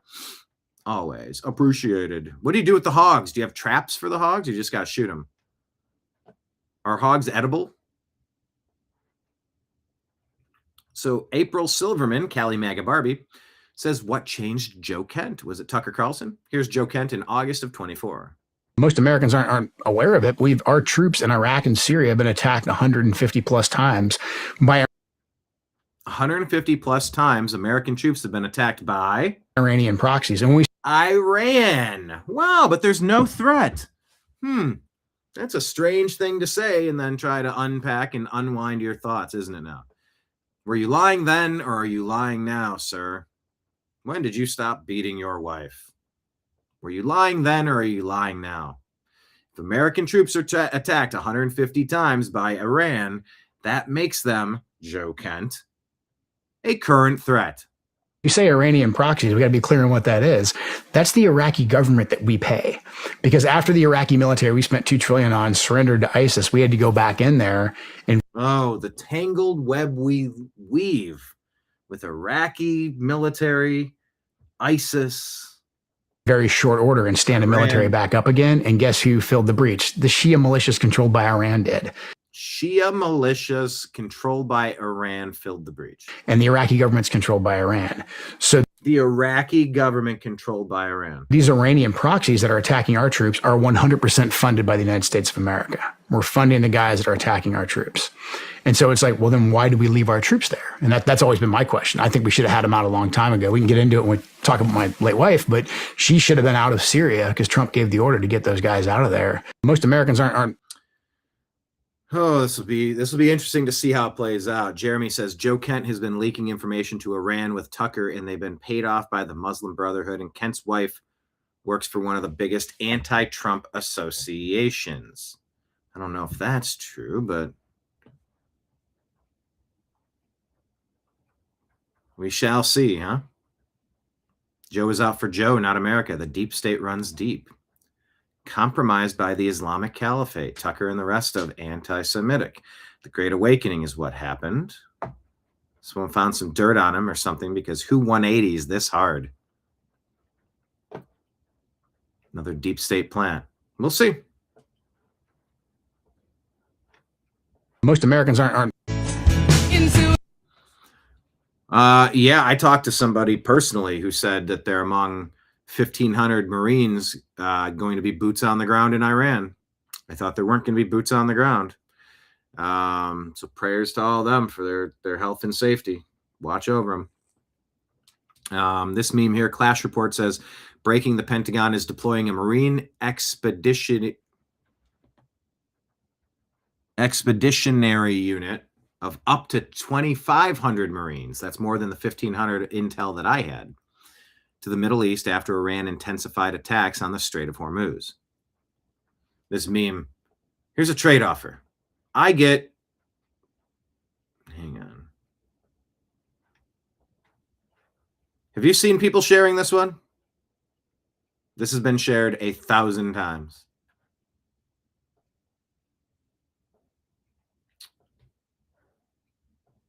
This one's, well, I can't say, but anyway, we'll keep going.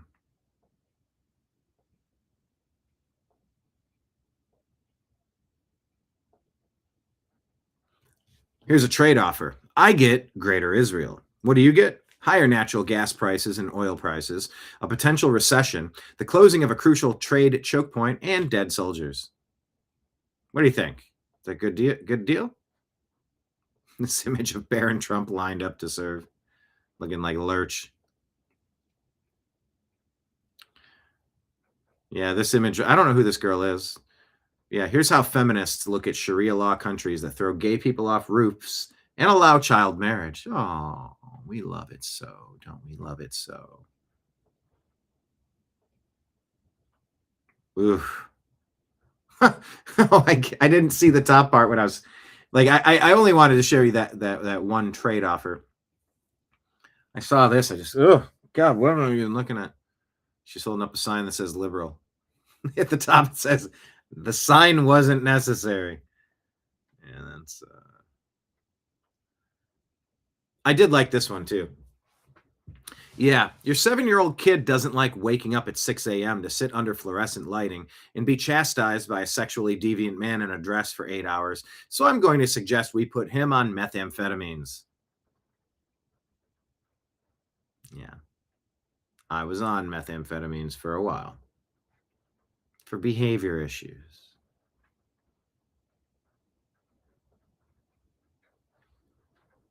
Testosterone versus IQ. So what is this? You got your testosterone up here, and it does kind of show do you call it a gradient, or it's a line? It's a slight slope from 80 down to about, from 800 to 400, cuts it by about half the median line as you extend IQ. So a lot of people in the middle, with a few outliers. So the higher the IQ, the testosterone is going to drop a little bit. But then you got this Giga Chad up here in the top right corner. You see this Giga Chad? Amrit says, I think about this dude all the time. Literally off the chart. Well, I guess literally would be off there, but above the 1800, like by far the highest person. And almost the highest IQ. Right up at 180, 177 maybe. I think about this dude all the time. Millennials versus Zoomers. How do we fix the world? Choose wisely. All right, what's Patrick Bet David up to? The co-founder of Palantir, Joe Lonsdale, claims Iranian operatives had specific instructions to assassinate Donald Trump. Lonsdale says intelligence uncovered directives targeting Trump and warns those responsible could go after him and his children again if they remain alive after his presidency.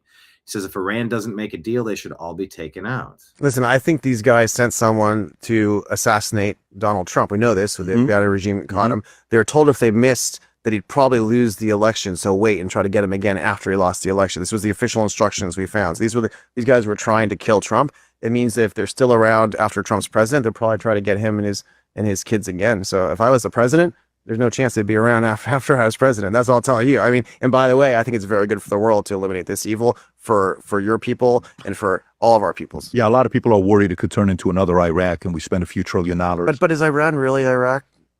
I don't think so, but a lot of people think it could turn into something like that. You know, You hear the two arguments. I think they're going to do a surgical mission the way they did Venezuela, and it's going to be clean, and here's what's going to happen. And then the other side is like, how do we know that for a fact? So if I was in charge, I'd be very Roman about it. So, and I don't know, maybe this is not appropriate, but I'd be very Roman. So, the Romans would do, you'd go and you wipe out the leadership class, you're all dead. And you say, okay, you guys are now in charge. We're going to make a deal. Listen, I think these guys sent, or we're going to kill all of you too. It's up to you. Because it's going to be IRGC who's in charge again, probably, right? Because they're the guys with the guns. They say, okay, now here's what we're going to do. We're going to make a deal. Here's what's going to happen. Here's how your republic's going to work and to be free people. And if you don't do that, then we'll kill you all in 6 months. And we'll give you another chance. But I don't think we should be occupying it ourselves. That's bullshit. I think Iraq was terribly run. I think trying to go and have people over there is ridiculous. But should these guys who have acted like they've had, who spread terrorism around the region, who have tried to kill Trump, who have killed so many people, should they be allowed to get away with that? No way. I wouldn't let them get away with it. I'll tell you that. Nana! Hi, guys. Hi, sweetheart. Hi. Or we're going to kill all of you too. See that? Oh, you see the end of that? Where it says, hi, guys. Nana, sweetheart. That was something auto-playing after a screen grab. Remember when they tried to get Trump? Oh my gosh, I can't believe you shared an image of Obama and the other Obama in a I can't believe you. It was a Lion King parody. The president shared racist memes. No. He shared a full clip about voter fraud during the 2020 election in Georgia. And at the end of that, a second of B-roll from something he wasn't sharing played immediately after it. President Trump is a racist. He shared awful things. It was a Lion King parody. What's this? Dark Garbaggio says Epstein advisor, former Israeli Prime Minister Ehud Barak, to look at Palantir. In leaked audio recording, convicted S-offender promotes Peter Thiel's tech company, which became crucial to the Israeli war effort. Allegedly, Epstein invested $40 million in 2015 and 2016 into funds managed by Valar Ventures, a firm co-founded by Silicon Valley investor Peter Thiel. 2026 files indicate that Epstein, indicate that Epstein and Thiel continued to communicate and discussed meeting as recently as January of 2019. Epstein reportedly used his connection with Thiel to look into potential investments in Palantir, a data analytics company co-funded by Thiel. Co-founder of PayPal and Palantir Technologies, Epstein composed an email to Peter Thiel. He was the co-founder of, I read that backwards. Buried within the correspondence, as you probably know, I represent the Rothschilds. This was not a boast made to a tabloid journalist. It was a statement of professional capacity made to one of the most powerful men in Silicon Valley.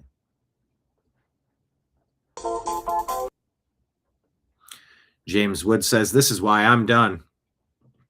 Gunther Eagleman made a post and said, we have the House, the Senate, and the White House for over 14 months now. We have yet to pass simple, secure election laws.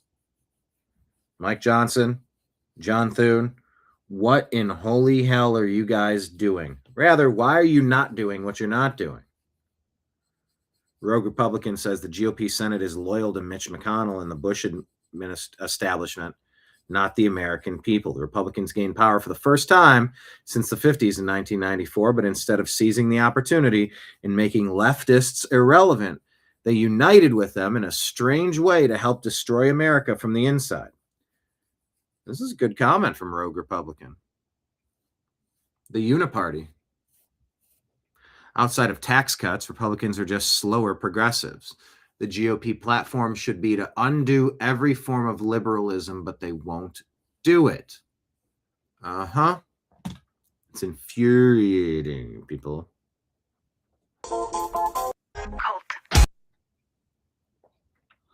Here's a reminder that false flag does not mean... Can I do this? Got to top chat off. I think at this point, David says everyone is tired of stories and constantly hearing lies. It's seriously time for news of arrests. I agree.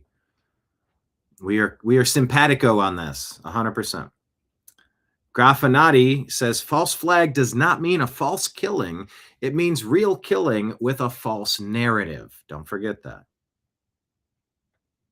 Apolitical says you have the freedom to die for Israel, but not to criticize it. That is deeply troubling. We have the right to criticize everything. And that means everything. You're going to mock Jesus Christ. We got every ability to mock anything on earth. The architect says when the government is doing absolutely nothing the people are asking for and only doing what serves its own personal interests, it's a completely rogue and illegitimate government. Proceed accordingly. I mean, that's kind of what we gather and talk about every day. It's like, what? Oh, yeah, trust the plan. No, he trapped them all. He's got everything. Nope. He's got them on the run. Do they now? Yet it seems like they're just getting away with everything. So which is it? It can't be both. No. Trust the plan. It'll happen one day. Okay.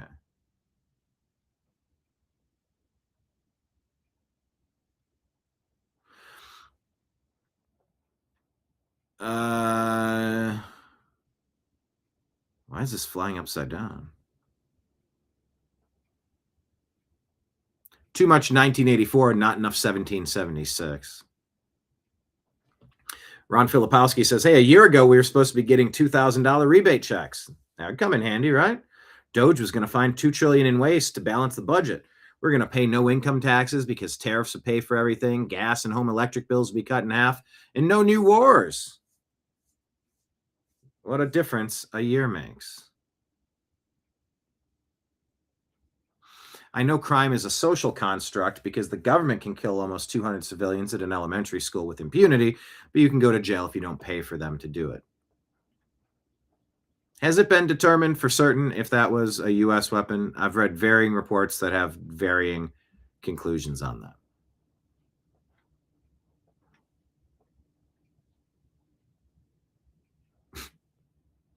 And by the way, I believe some of the latest is that was possibly or probably a U.S. weapon, although I recall vividly sharing analysis that from the drop perspective, the angle that bomb hit that building, that it was not one of ours because of how it would have had to drop from basically straight down. Not sure if that's true or not. Shout out to Patriot Warrior Texas. Hey, over in the Rumble. Says, keep up the great shows. Dropping us a $20 Rumble rant. Appreciate you. Thank you so much. Cheers to Patriot Warrior Texas. Can we get a matching contribution on YouTube? Yes. We need to have tip wars. Yeah, we'll do that. Tip wars. Like playing Frogger trying to cross the street. Who can get to the other side first? Thank you so much. Appreciate you. Anything? Raj Does Comedy says, at this rate, we're about 2 months from the Hawk Tua lady being named Secretary of State. Okay. What's this? Jake G. Breaking, the DOJ has indefinitely paused the unsealing of the final Epstein files, citing regional instability and national security regarding the Iran conflict. If you had any remaining doubts, then nobody can help you. Okay, hold on. DOJ indefinitely pause. Let me type this in. DOJ indefinitely pause Epstein files, ?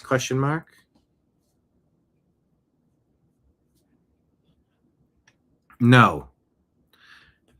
Okay, so that's not true. DOJ fulfilling obligations, blah, blah, blah, criticisms, no credible reporting. Claim appears to be unsubstantiated rumor, amplified during the blah, blah, blah. Condense this analysis to one sentence so I can post on IG.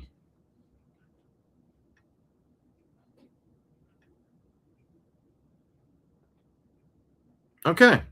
Well, that's not true. Per Grok. Bam. Okay.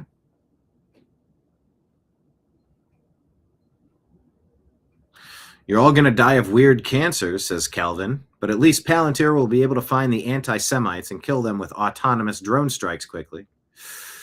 Ooh. So what is this? The Trump admin rolled back EPA regulations? Let me type this in. Trump admin rolls back EPA regulations on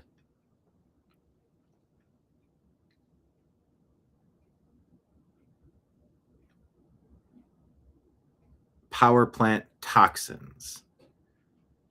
They're saying mercury and hazardous toxins from power plants to reduce costs and free up more power to meet data center needs.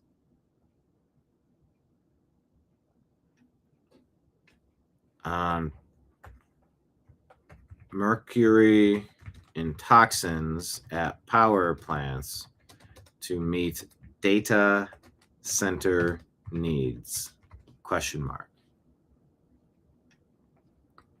Let's see what Grok says about this one. Yes, there's a rollback February 20, repealing Biden-era amendments to the mercury and air toxic standards, allowing coal and oil-fired power plants to emit more mercury and other toxic pollutants like arsenic, lead, and nickel by reverting to the looser 2012 Obama-era limits. A Kentucky coal plant, where the move was announced, explicitly tied to boosting baseload energy reliability and reducing utility costs amid surging electricity demand from AI data. Yeah, AI data centers need to have their own third or fourth generation nuclear power plants attached. They need to be contributing to the grid, not being a draw on it. Period. It's that simple. Brain damage children from mercury. Admin frames it supporting energy dominance and affordability without compromising the core 2012 protections that already cut mercury emissions by 90%. Okay, so kind of, sort of.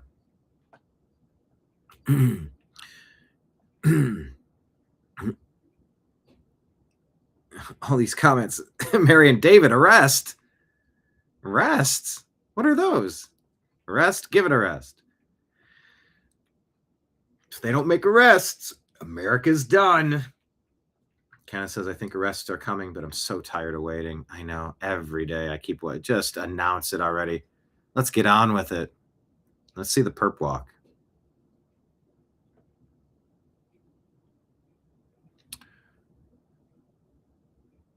What? The Intercept reports that there's a leaked Bank of America memo saying we hope conditions for American workers will get worse. What? Can't read that. It's cut off on the side. Tiberius says you have now... Oh, the White House put out there's nothing more important than peace. Tiberius says you have now been at war for 232. Is that true? Is that true? 232 of the 249 years of your existence. You are the largest arms exporter on earth, 40%, with 800 plus military bases across 70 countries. You are the greatest enemy of peace the world has ever known. Well,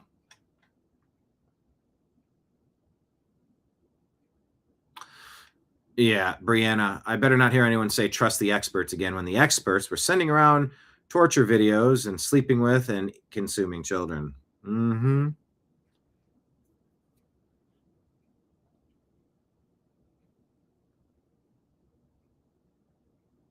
Reminder, the media collectively tried dehumanizing and assassinating the character of Luigi Mangione more than all the criminals and the pedophiles combined. Hold on, hear me out. Burn it all down. See, it's dangerous black pill content that, I try to push back on a little bit. I can agree. I can understand some of the perspectives, but still. What's this? The consumer society is rotting humanity instead of elevating it. Choosing World War III instead of arresting the rich pedos was a wild choice. But this is untrue, what Jake G said. The DOJ has not indefinitely paused the unsealing of... Here's another perspective. Have you noticed something strange these days? How the world seems different lately? Maybe your soul is telling you to repent and return to God, as if something is about to happen. In the comments, anybody else catching that? Yeah, I'm sort of being called to go to church this week, I think. Was going to last week. Haven't been able to find one that works for me. Never really been a big fan of church, in all honesty. It's kind of hokey, kind of cringe, kind of lame, I get so tired in church. I'm like, ugh. Yeah, well, that's probably because you haven't found the right church. Yeah, maybe. Marion agrees with Brian. Yes, I agree with me. Data centers should be self-sustainable for water and electricity. Yeah. Dig a huge reservoir and fill it up, and you recycle that water and keep it going. Get some internal tanks. Can't you reuse the water? And if you use it and it turns to steam, can't you capture the steam and collect the water? Isn't there a way? They should have their own power plants attached. Gen 3, Gen 4 nuclear can be very, very small.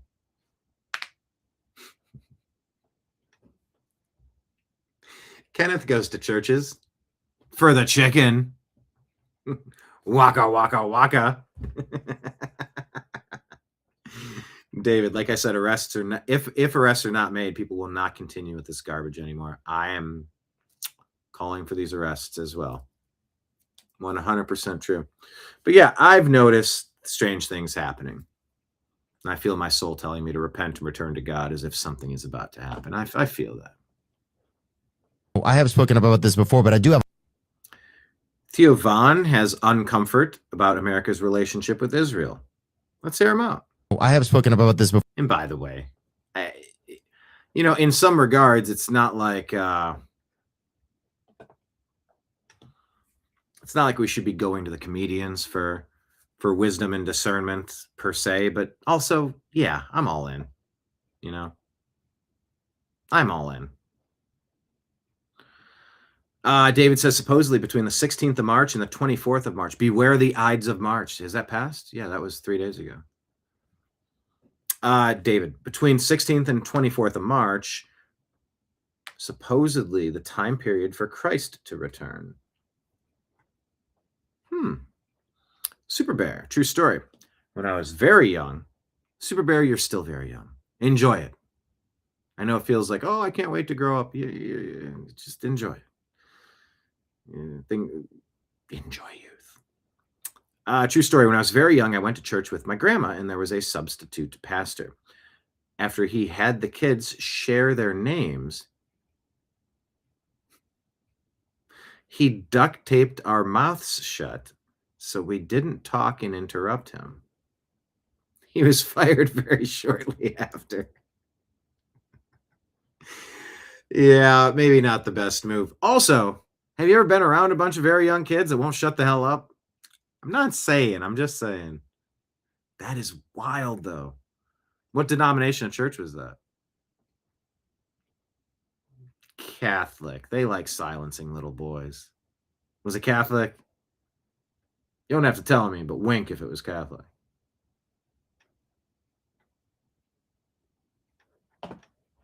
Oh, yeah, I get where the pastor is coming from.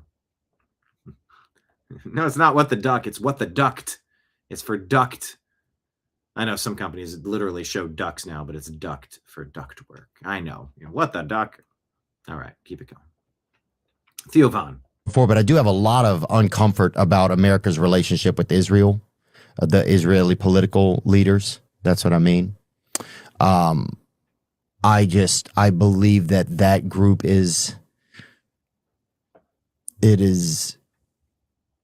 it just feels like a satanic regime. It doesn't seem like, it feels like they just want to cause pain. They just, I mean, they don't even know where all the bodies from Gaza are, and they're already moved on to other places that they are attacking, and that America's associated now with their attacks. And I believe that will come here one day. I don't believe that the Israeli leaders, that they have any intention to stop that. I don't see that they have any care for the American people. It doesn't seem like that. I've never heard that spoken. And I believe that if we don't speak up now, that our children won't have the chance to speak up, either by law or by worse. Silence. And that may sound crazy to some people, and that's fine if it does. If it does sound crazy to you and you think I'm crazy on that point of view, that's okay. I don't, I may disagree with you, but that's okay. I do want to, I worked hard to be able to have a voice for myself. And so I hope at least you just respect that, or I hope at least you just see that. Like, at least I'm trying to say what I want to say. And I don't understand our government's relationship with Israel's leaders and with Israel's government. I don't understand it. It feels like there's this war machine, and then our soldiers are put into these spaces, and they're just there to serve an America that they believe in. And it's no knock against them or anything like that. It's just, it just feels like it's causing a lot of pain and fear. And yeah, I don't understand I don't understand Trump's relationship. I don't understand our political, like, why we are so beholden to this government, this Israeli government that just seems to be obsessed with control. And it feels like bloodlust, like they just, like, it's not enough. Like, after what happened in Gaza, I don't see how there could be any other view. But if someone else has a different one, that's okay. That's their point of view. I'm just happy to be able to speak up for myself, even if I'm wrong. Even if I'm wrong, there's a part of me that, even though I feel scared sometimes, that I'm happy to be able to speak up for myself and say that, because having a voice has always been important to me, and I'm sure it is to a lot of people. And they're making laws now. There are bills being presented where we won't even have a chance to have a voice at some point. There's surveillance infrastructure that's being put into place. There's a lot of things happening right now, and some people are like, well, it's too much for me to get involved in. I understand that. But yeah, I believe that if we don't speak up now, and it may already be too late, but if we don't speak up now, that one day our kids will not be able to. And it's disappointing to me too that a lot of our religious leaders haven't said anything. Theo Von. David pointing out, looking on Grok, what was this? You mentioned major bank that supposedly collapsed in China, and Grok said it didn't. Yeah, I remember we looked something up. Same person who I heard that doubled down and said there's actually 3 major banks in China that have collapsed. Let me double check. I remember us talking about this. How many major banks have collapsed recently in China?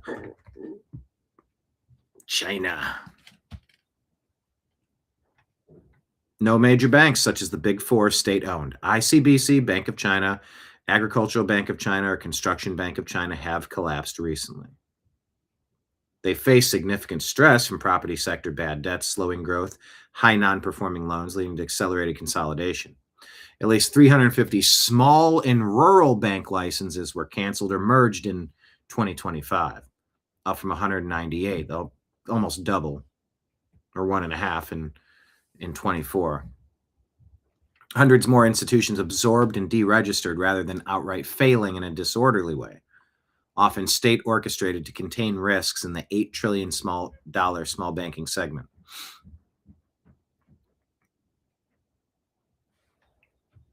Okay, so there's a little bit of truth about an increase of them failing, but the 4 big ones are still there. I have spoken about, but they're soaking up the other ones. All right, I don't know this dude, but this was shared, and this is interesting. We're hearing a lot of anti-Iran stuff. Why are we there? What are we doing? There's no plan. This poster has a different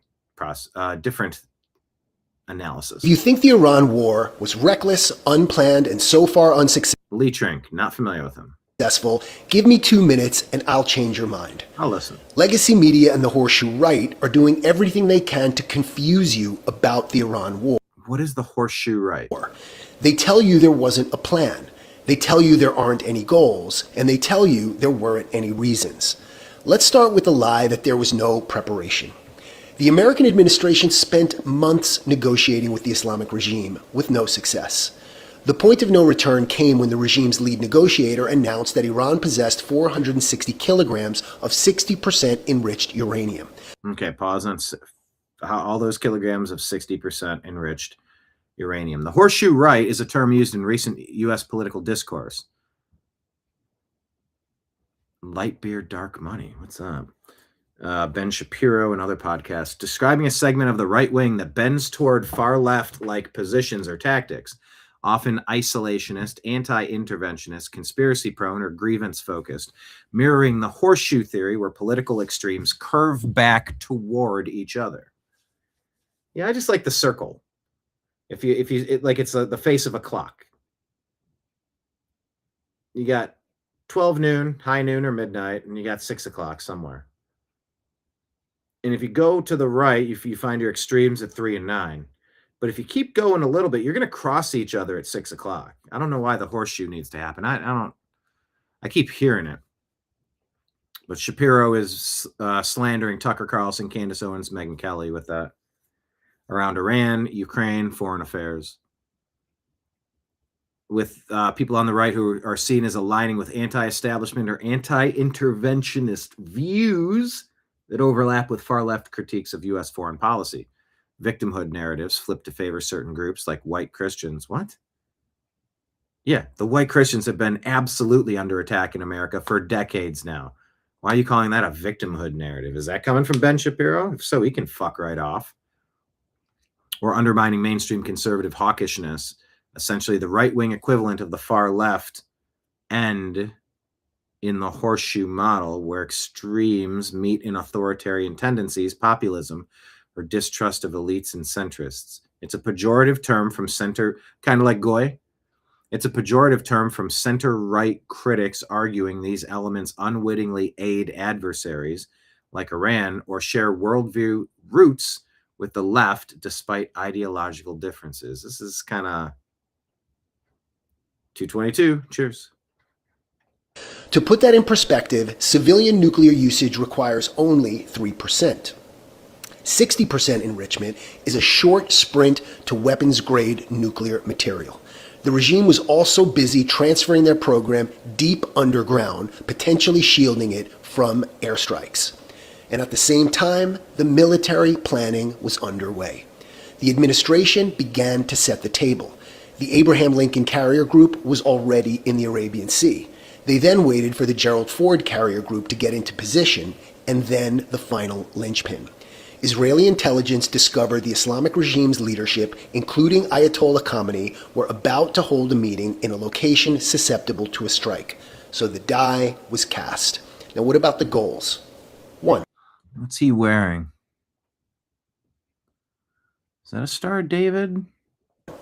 Eliminate the threat the Islamic regime could ever possess a nuclear weapon. 2. Can't really tell what that medallion is. Can anyone tell what that is? Their ballistic missile program. 3. Prevent them from obtaining intercontinental ballistic missiles that could reach American shores. 4. Eliminate the Islamic regime's terror proxies that have held the world hostage and killed thousands of Americans. Now, what have we accomplished? Well, America and Israel achieved air supremacy over Iran in a matter of days. Khamenei and roughly 40 other senior officials were eliminated in the opening strikes. The Iranian Air Force decimated. The Iranian Navy effectively ceased to exist. 200 air defense systems knocked out in the opening phase alone. Now, tragically, we've lost 13 American service members. And while every single loss is heartbreaking, given the scale of this war, the human costs remain remarkably limited. Now, what did I leave off this list? Regime change. Regime change has never been and is still not a goal of the United States. Now, don't get me wrong. We'd be happy if the Iranian people toppled the regime, but it's not an American goal. So know this. Legacy media and the horseshoe right are not your friend. They aren't trying to educate you. They're not trying to inform you. They're trying to manipulate how you feel instead of telling you the truth. And now you know. So don't let them. If you think the Iran... All right. If you think the Iran... Those roots you... St. Patty's Day Parade, this NYPD officer explains the significance to New York in the Irish parade. Those roots you have within the NYPD, and we'll walk you this way. I think it's super important, right? So we're not just New York City cops. New York City cops to trace our heritage back. The police department's been around before it was predominantly Irish, but we did reach a point where it was predominantly Irish, mostly immigrants. Luck of the draw, no one wanted to hire any Irish, but they spoke the English language, so they ended up taking the job and built the city. They sandhogs, construction, fire department, the New York City Police Department, mostly built with Irish. That's right, and you would tell people who are interested in being within the NYPD to sign up because there's lots of different experiences that you can have, and look at all these great people that are out here that protect our city every day. I think it's a great job. I've been doing it for almost 30 years, and I think it's one of the best jobs ever. There's so many jobs within it. It's not just a police officer. You're not just driving around in a police car looking for bad guys doing bad things. There's a lot of good. There's forensics. There's harbor. There's a lot to do. Exactly. And we have a lot to do here, including maybe drinking some green beer. So we'll send it back to you. Love that. All right, Alexis, thank you so much. She sort of cut him off, but hey. Yeah, somebody clone that guy. We need 500,000 just like him. Nikki says facts, but he'll probably be fired next week for his words. Yeah, and all that while facing discrimination. That's true. And they didn't come to steal from America. They came to contribute. Big difference. Big difference. Irish, Italians, Germans built New York City, no doubt. All right. Those roots you have. Now, what is this? Kind of rhetoric before she took that job, and do you think that type of rhetoric is acceptable about him? Is that his wife there on the left? I think it's Who's booing, and why has he got that pedo flag behind him?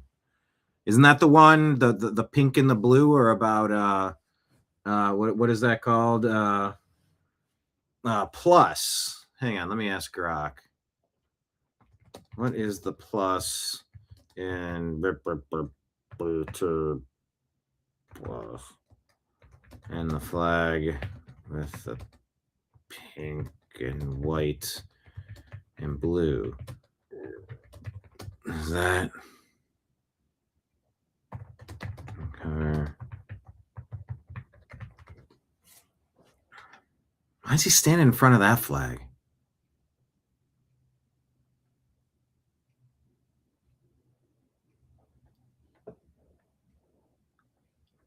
The chevron, a transgender pride flag. Okay. All right. Okay, hold on. Grok is saying the plus includes pedos is a debunked conspiracy. Hold on. Now, wait a minute, Grok.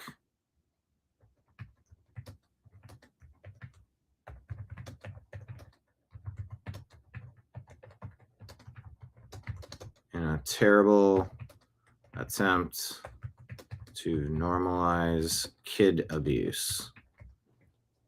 No, they call them minor attracted people instead of monsters.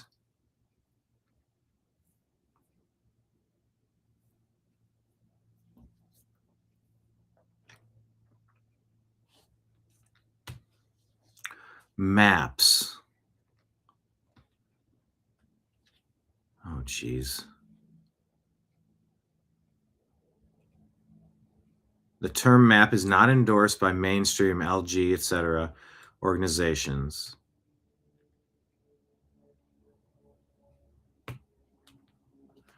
Hold on, I'm arguing with Grok right now. But the trans movement is harmful to developing minor children, to disrupt hormones, or slice into fully functional organs. Does it not? That is literal child abuse. I'm arguing with AI.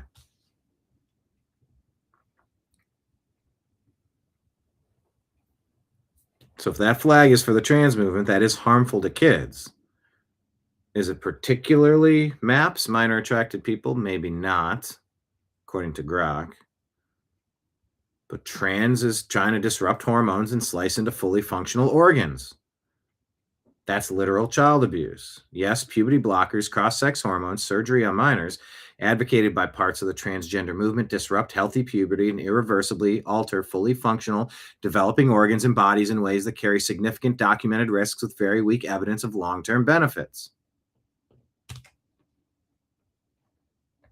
So the pink, white, blue flag is very harmful to kids, and many will try to sexualize them in a Edo kind of way.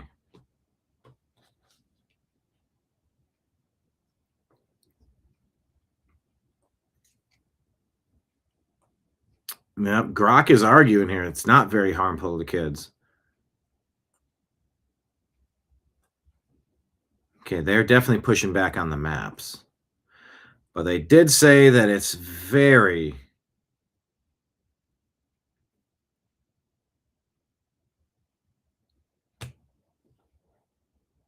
Oh, no. They're saying it's not abusive. Yes, transing kids is harming their hormones and fully functional organs that get sliced and damaged forever, right?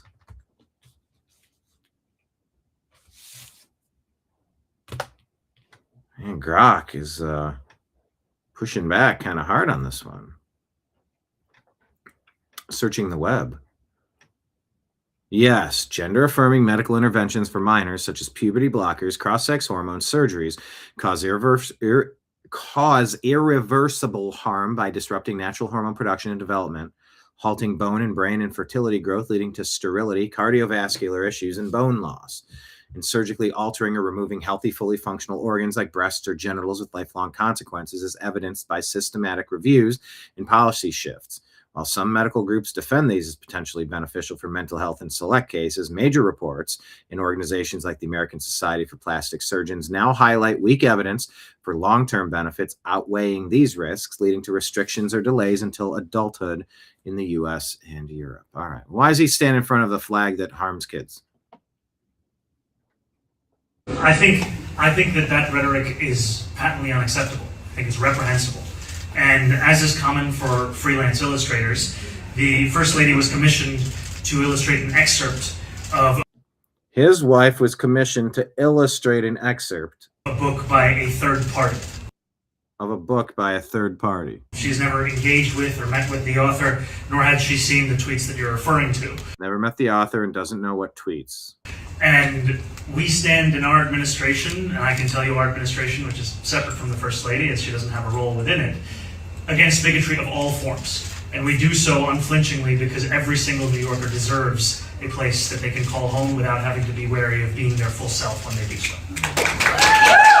Leader's kind of rhetoric before she took that job, and do you think that type of rhetoric is acceptable about him? I think it's most ridiculous excuse she knew, said Ashley. My wife accidentally illustrated a book calling Jews cockroaches. The Persian Jewess says, did she also accidentally like posts that glorified the and slaughter of 1,200 Jews by radical Islamic terrorists? Is that her standing next to him? Why doesn't he let her speak for herself? Mom, Donnie. Well, Gen Z won't understand this, but there was a time you could work a regular job, pay your bills, and still have money left over. Not a great job, just a job. That was enough. Can you believe that? Yeah, David says, like everything, how much of Grok do you trust when it can't tell the difference in abuse? I think the way I was framing it, though, is that flag was allowing the plus, and I've heard that the plus encompasses, everything else, including minor attracted people, which are pedos, which are child abusers, which are fucking monsters. Grok is like, no, the flag is just for trans. But then what's the plus stand for? Well, it's sort of everything else. Everything? Well, not everything else. Everything. I'm a little leery that we're getting accurate information on the plus. We shall see. But you're right. I don't trust Grok. I use it as a tool to at least do a quick double check. And if anything Grok says is incorrect, or if I framed it incorrectly, let's talk about it in the comments. Let's correct it right then and there. I have no vested interest in putting anything illegitimate out to anyone ever for any reason. That does sound good. A Saint all beef patty. Special sauce, lettuce, cheese. Pickles on a sesame seed roll. Pickles, onions on a sesame seed bun. I think that's what it is. Yeah, I do intend to make some burgers, hopefully soon. Probably he stands in front of the flag just as he had his office sit on the floor the other day on rugs. Yeah. But Gen Z doesn't get it, but you used to just be able to work a regular job and pay your bills and have money left over. Not a great job, just a job, and that was enough. We have been absolutely decimated in this country.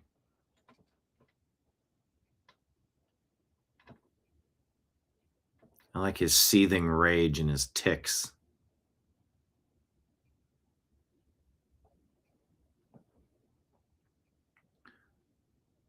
Those were the days. What is this? That wasn't the American dream being too high. That was the cost of living being kept low. Somebody moved the goalposts and blamed you for not running faster. Yeah. The janitor at a school had a summer home or an RV in the 1980s. You have people running themselves into the ground for a basic income now. This person says, a regular job in 1985 bought you a house, a car, raised a family, and retired at 60. Regular job in 2026 splits rents with 3 roommates and still checks the bank account before grocery shopping. The work ethic didn't change. The math did. Got to make around $100,000 a year just to afford pizza now. Is there a way we can make that happen again? Oh, there's a way.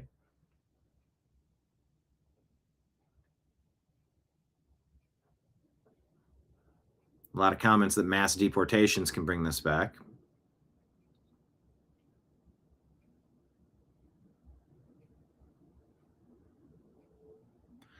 This person says, in 2003, I was making $600 a week in cash delivering pizza in my $400 car from the want ads, and my boss offered me a $500 studio apartment in a nice neighborhood in Boston.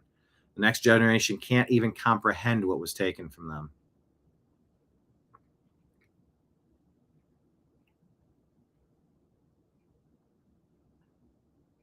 This person, I bought my house in 2018 as a single guy. Things have gotten immeasurably worse since then.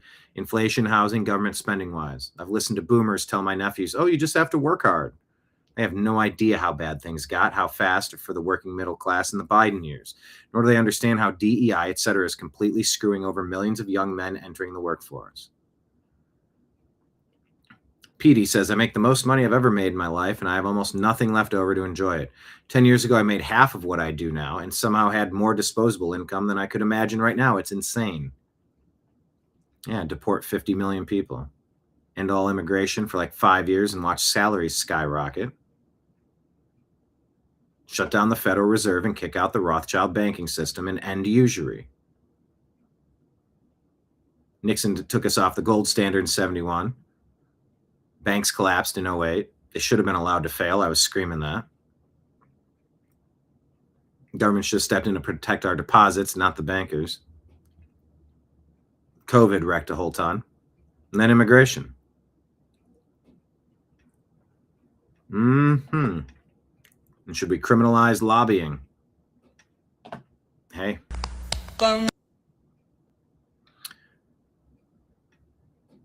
We reported on this the other day. Pokemon Go players unknowingly helped train delivery robots. After generating 30 billion real-world scans through the game, that data is now being used to help autonomous robots navigate city streets. Tim Pool says you're a slave and you don't even know it. Actress and comedian Whitney Cummings says becoming a mother led her to become more conservative and less of a libtard. Once I had a kid, I went from coyotes coexist with us to let's make hats out of them. Aliens for peace. How about aliens for peace? Aliens for peace. A retired U.S. Air Force launch officer claims that decades ago, UFOs disabled multiple nuclear missiles at the Montana base where he was stationed. Wait, what? 85-year-old Robert Salas says that he witnessed a mysterious force that paralyzed the military's ability to control Minuteman I intercontinental ballistic missiles at the Mamstrom Air Force Base way back in 1967. And this is a bit of a regurgitation of, I mean, whatever. Get the story out there, but I believe this has been covered extensively in the Ancient Aliens series. Salas's job was to launch and monitor nuclear missiles if given the order to do so during the Cold War, which, what a gig. He says he was at the controls on March 24th, 1967, when panicked guards called about an unidentified aircraft in the area. A few minutes later, a guard reported a red glow above the front gate, and that's when Salas glanced over at the status lights, the ones that showed whether or not the 10 missiles he was in charge of were able to be launched if needed. And then all of a sudden we get a large horn go off, and we know what that means. It means that there's an issue with one of the missiles. So we look at the board, and sure enough, one of them went from green to red. And then very quickly thereafter, bing, bing, bing, bing, all 10 of them went down. They all went red. Now, Salas says he sent a guard over to the missile silos, and the guard reported lights hovering above them. After the incident, a full investigation was unable to find the cause for this bizarre turn of events. But Salas says he is convinced the culprit is, quote, another civilization. Aliens for...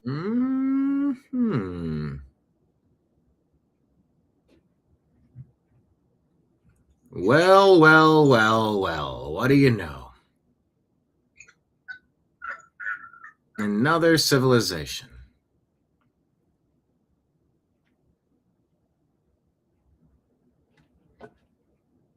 Aliens for...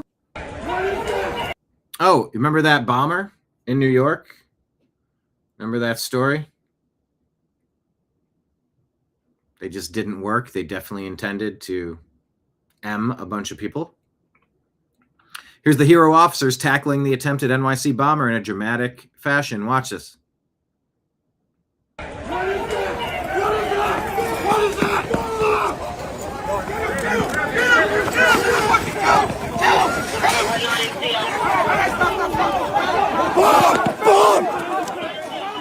Bomb! Bomb!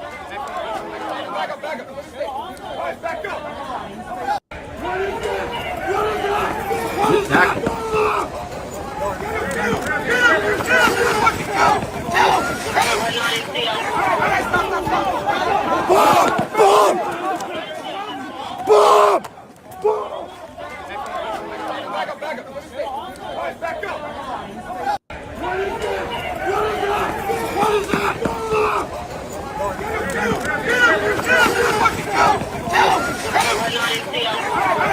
up!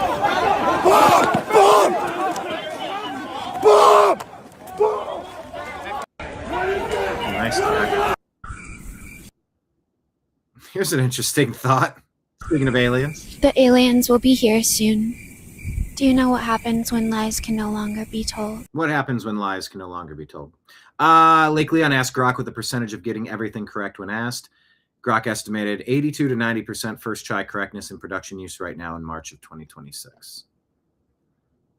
It takes exception with the prompts. I like to use provocative prompts to see if I can glitch it, and it will glitch, and it in some ways it works. The glitch works, and it is accurate, but it also kind of misses the point and misconstrues the meaning of the question. It doesn't get context.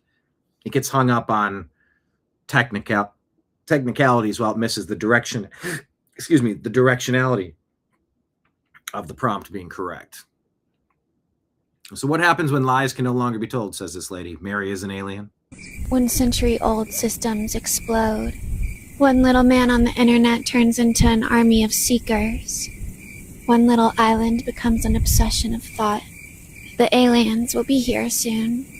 The cookie jar has been opened. The cookies are truth, and we are eating them. Usually when truth comes to the surface, they take us to war. But war gets tiring when humans wake up. So they will summon the aliens. They will call on our allies in the sky, reptiles in robes. The peanut butter and jelly bings. For a while, we'll be mesmerized. Wow, aliens. Did you see that, Lucille? They've got aliens at Kmart. No conspiracies will be born. The aliens are evil. The aliens are pretending to be evil so our government will trust them. The aliens are us from another timeline. It will be a fantastic show. Our attention redirected, and that little tiny island will look like a small, distant flicker in the night sky. A flicker you can't even see through the city lights. And the fleet of spaceships. Because there will be aliens. Soon enough, there shall be aliens.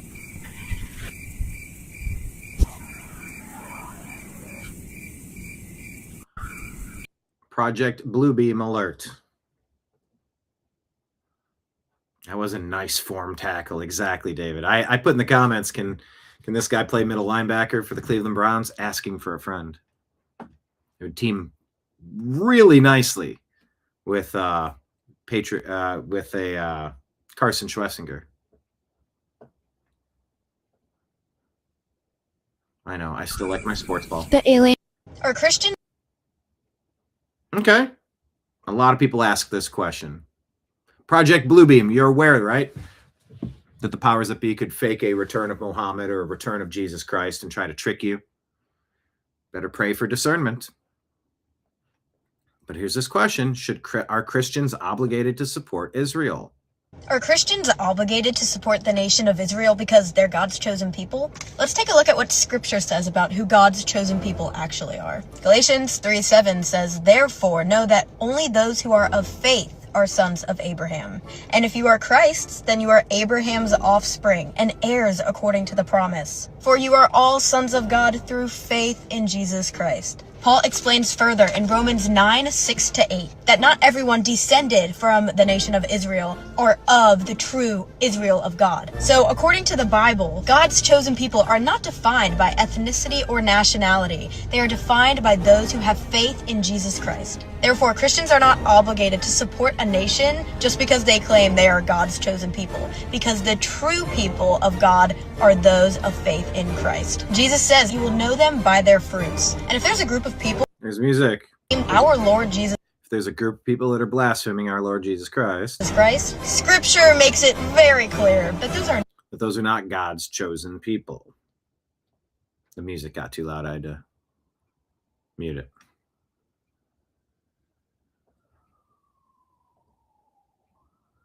And of course, Joe Kent. I believe I did share that clip earlier. All right. That wraps up our Instagram feed. Hit the like button, hit the share button. Bring in some of your friends. Invite them to the program. Project Week stream is affecting me. Drink more water. Or eat some spinach.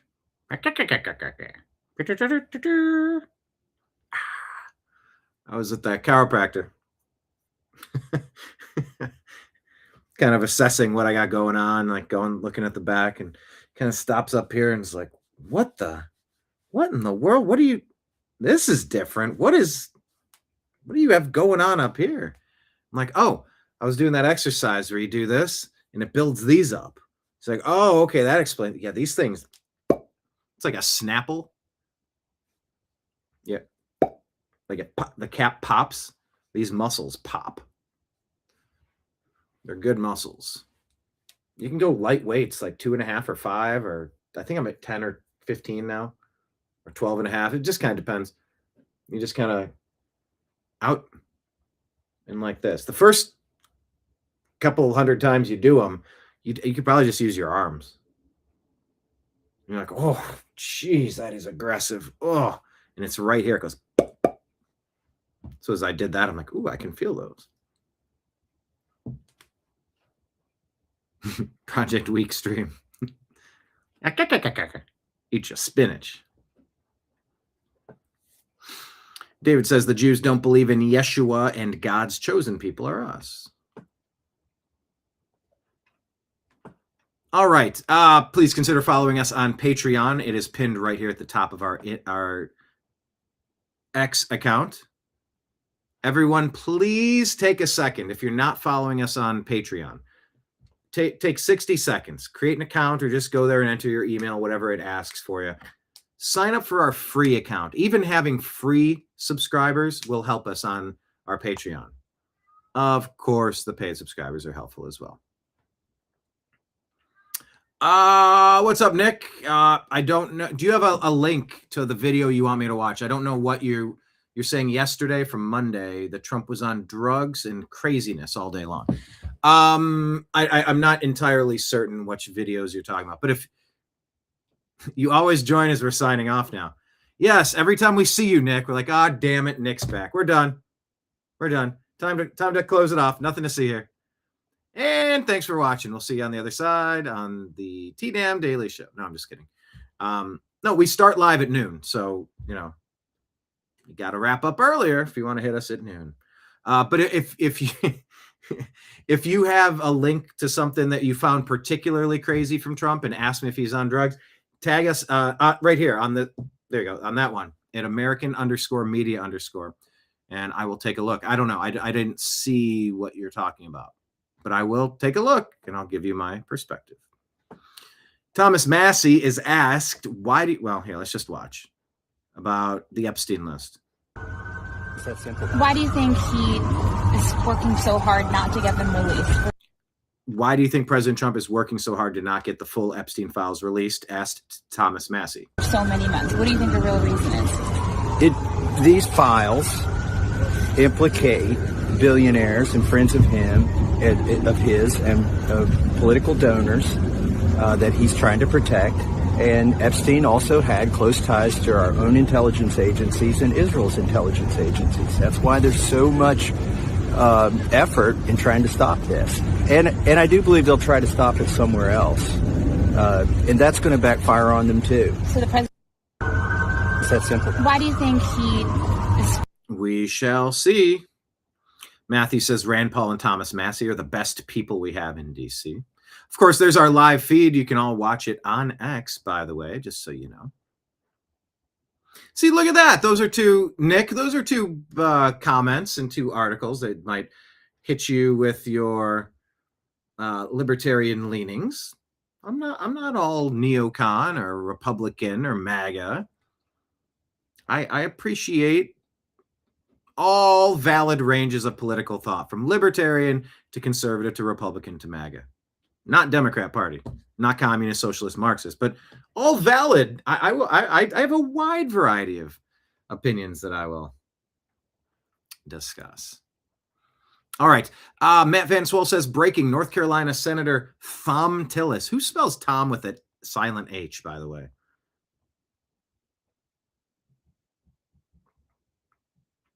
I mean, come on, really now. Who throws a shoe? Anyway, North Carolina Senator Thom Tillis completely missed the vote on the motion to move the SAVE Act forward.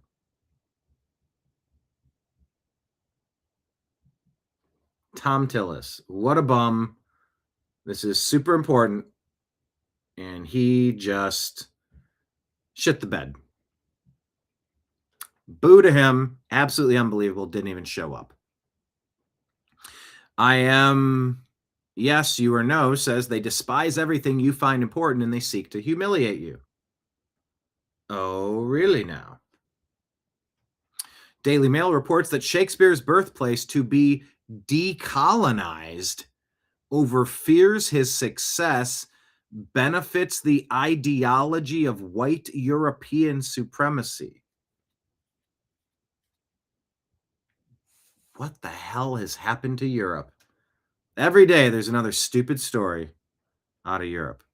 Speaking of stupid, here's Democrat Senator Richard Blumenthal, or Dick Blumenthal, talking about what would happen when we pass the Save America Act. Which is to say no.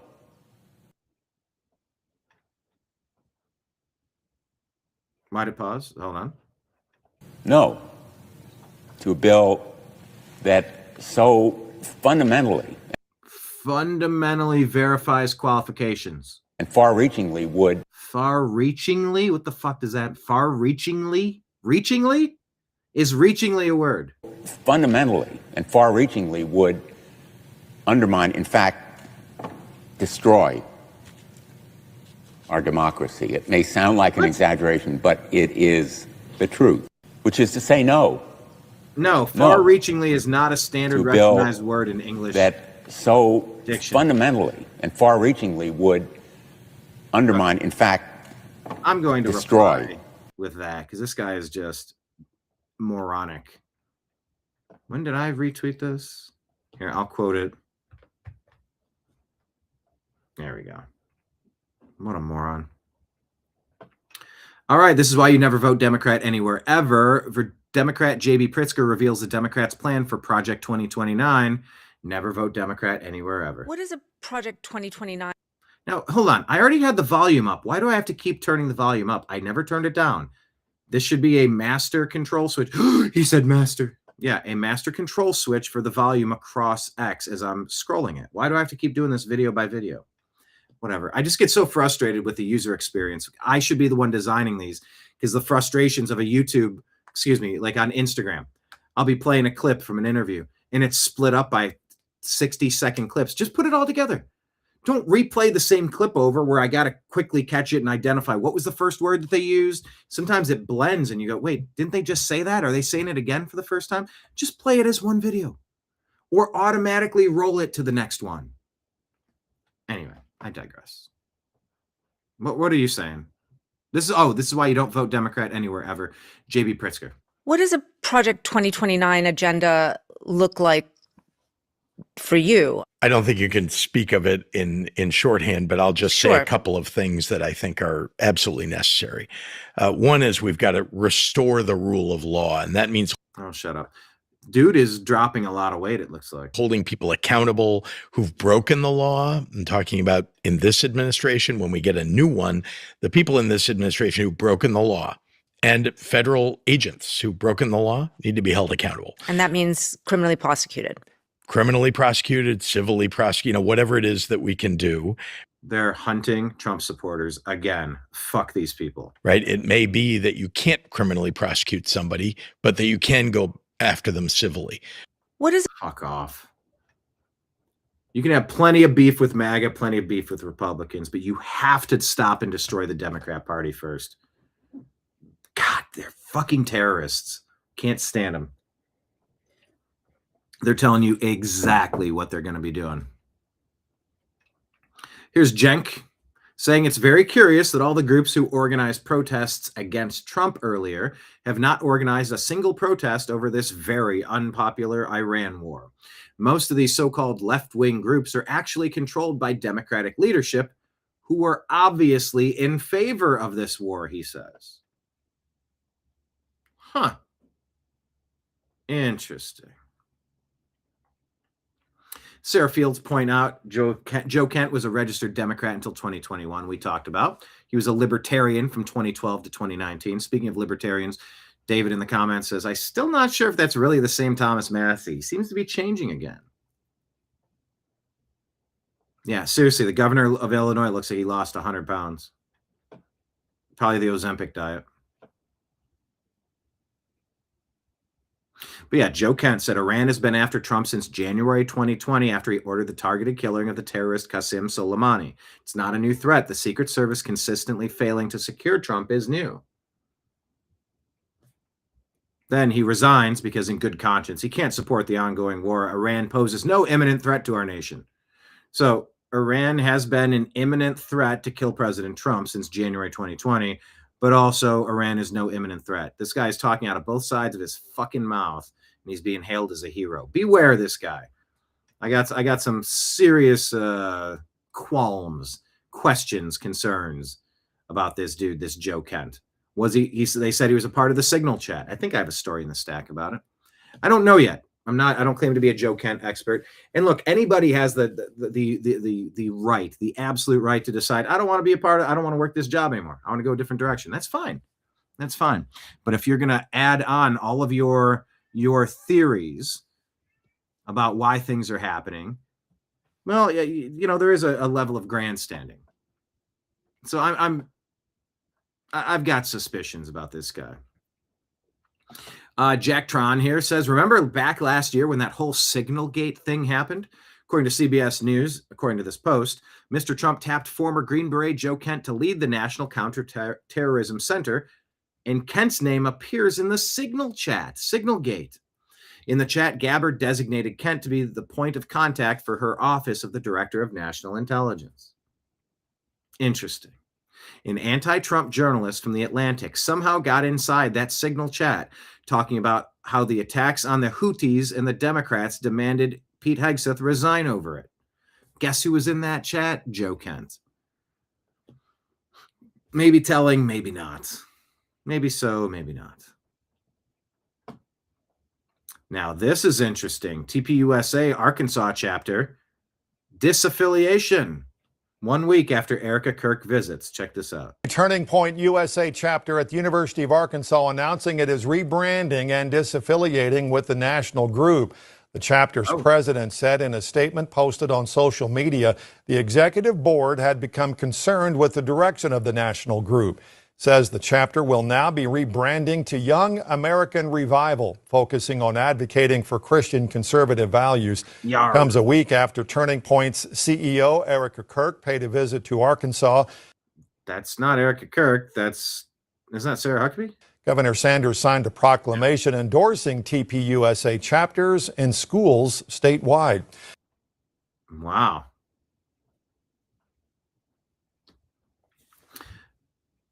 Lost sight of what's important, no longer focused, instead of fighting for that, consume with metrics, creating the next viral cultural moment, reactionary, we need to be proactive.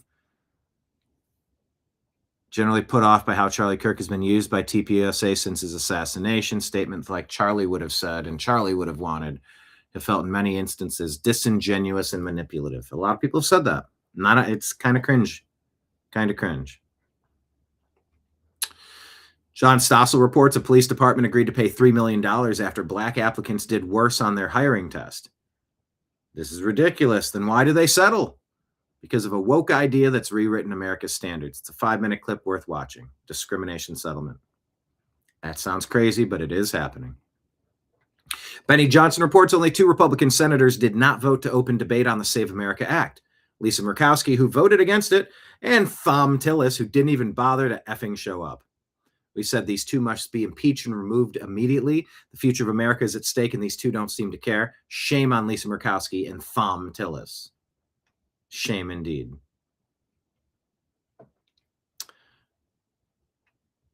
Elon talking about what's at stake. But if it wasn't for you buying that and changing Twitter, I don't think we would be where we're at right now. I think it was a pivotal moment. I think historically, when people look back on it, it's going to be a pivotal moment in this very bizarre fight for the freedom of information. Yeah. Well, I mean, at the time I said, I think, look, I think this is existential to the United States. It's existential to democracy, because if you don't have freedom of speech, you don't have democracy. Okay, because if you don't have freedom of speech, people cannot make an informed vote. If they're just being fed propaganda, and there's no freedom of speech, democracy is an illusion. So freedom of speech is the bedrock of democracy. That's why freedom of speech is the First Amendment. Once you lose freedom of speech, you lose democracy. Game over. That's why I bought Twitter.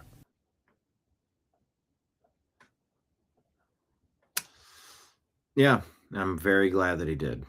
Although now I have to pay for access, $84 a year. Polymarket reporting that President Trump says he will not endorse any Republican senator who votes against the Save America Act. They're saying a 12% chance Senate passes the Save America Act. Oh, I might want to vote on that then. Might place a bet. Oh, yeah, you have to do it. Standing filibuster. Get it done. Oh, that's a good bet, I think. 79 million views from yesterday. That Trump will not endorse a Republican senator who votes against it. Elon says that's good. Check out yesterday's program about a meteor striking Ohio and asking if Bibi is fully AI with his 45 fingers. Don't believe your lying eyes.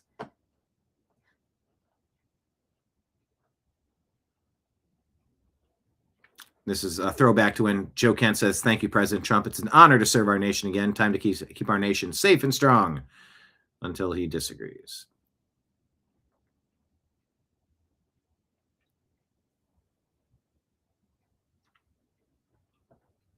Imam of Peace, this video says Khomeini was the deputy of Satan, not God, just like the Pharaoh. Does he say that quickly? He was like the Pharaoh. The Pharaoh and Khamenei shared many commonalities. The Pharaoh claimed to be God. Khamenei claims to be the sign of God. Ayatollah, Ayah and Allah, the sign of God. He claimed to be the sign of God, the verse of God, and the supreme Islamic leader. A made-up position. What supreme Islamic leader? What? Islamic leader of over what? 2 billion Muslims? Who gave you that right to be the Islamic leader over the Sunni world, which is 85%, if not 90% Sunni? Who gave you that right? Right? 90 million Iranians don't even follow you. And you want to claim to be the supreme Islamic leader with all these titles that have legal consequences. Because if you were to say you don't like Khamenei's face, that's a violation of Islam according to them, because he is the deputy of the Savior. He is the deputy of God on earth. And it's nonsense. He's not a deputy of anyone but Satan. Bam. Wow. Okay. Now he's gone. People calling, let's see, BSCN, not familiar with it.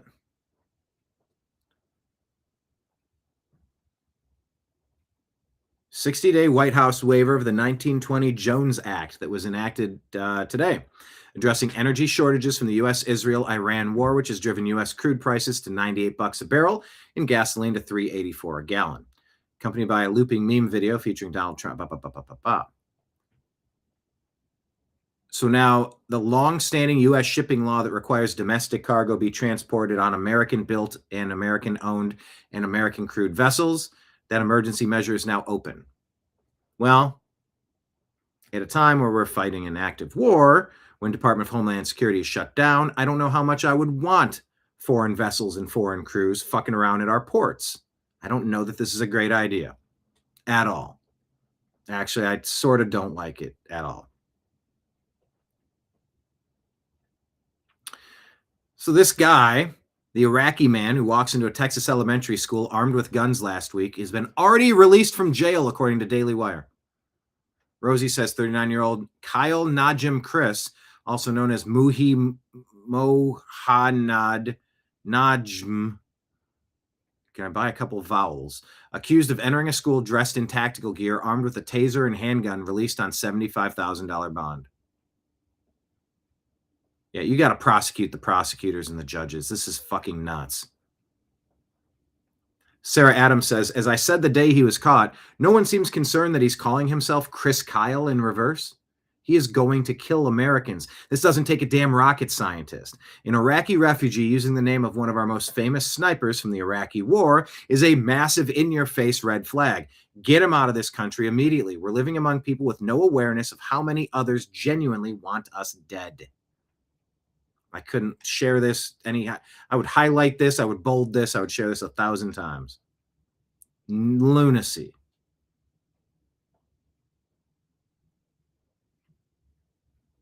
Iraqi invader changes his name, sneaks into elementary school, armed with tactical gear, released on bond. A licensed guard or peace officer. Now, I spoke with the district about the 24-hour delay in notifying parents, and they tell me it was a tactical decision. They were working with both the FBI and DPS to keep Chris under constant surveillance.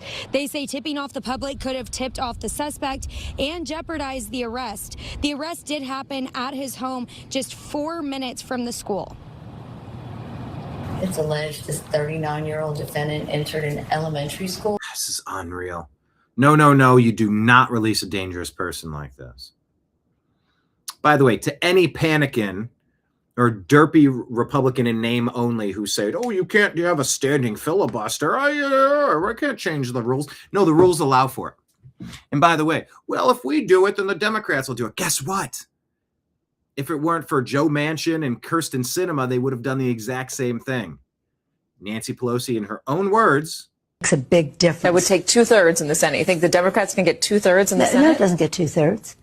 No, it doesn't. I mean, 60 votes is the Senate now, but if we win 50 plus 1 in the Senate, 50 plus the vice president, we can overturn the 60-vote rule. The filibuster. The filibuster, and pass it with a 51-vote margin. And that's what we need to do. There you go. That's what the Democrats will do, so do what they're doing. Oh, they're gerrymandering their district. Yes, every Republican state needs to gerrymander the fuck out of their state to match the energy of what the Democrats are doing.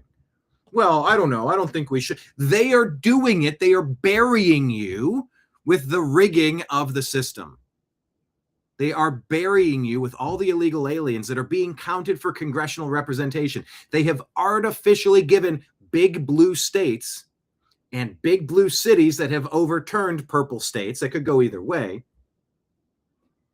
They have railroaded America by artificially inflating the numbers counted on the census with non-citizens. They have gerrymandered the hell out of their cities and states to get every vote possible. Hey, Republicans, do the same. Wake the hell up.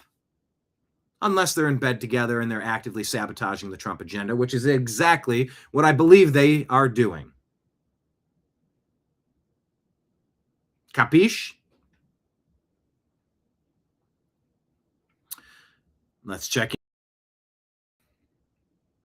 Nasir Tate, arrested for randomly punching a person in the New York City subway. That person later dies.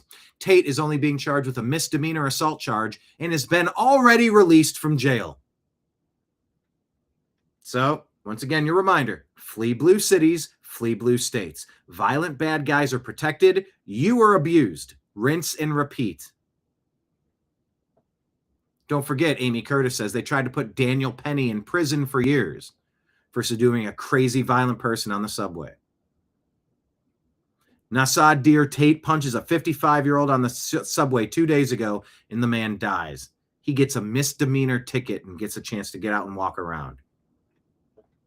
Daily Mail U.S. reports CIA accused of poisoning the sky with toxins as files expose a secret weather control agenda. No shit, Bobby Kennedy, help.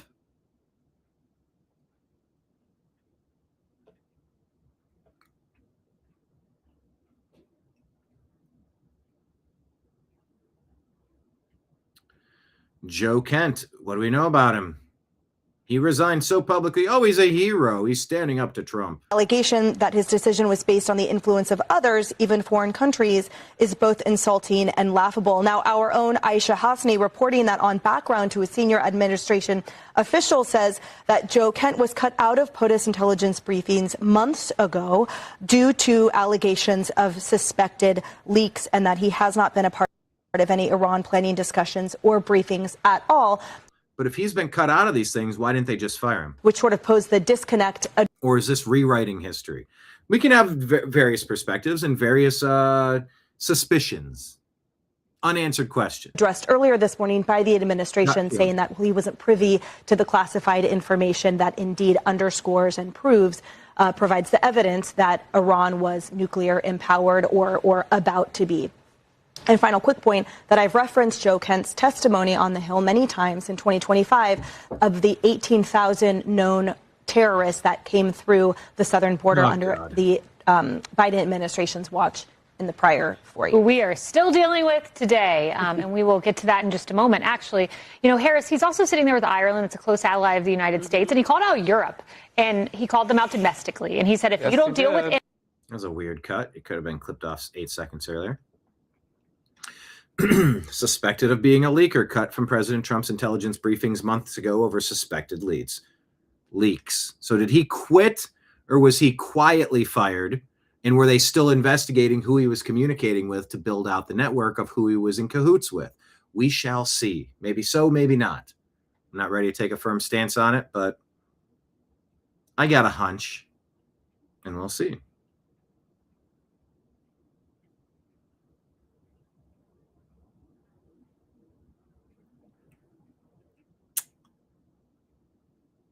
All right. Anything else?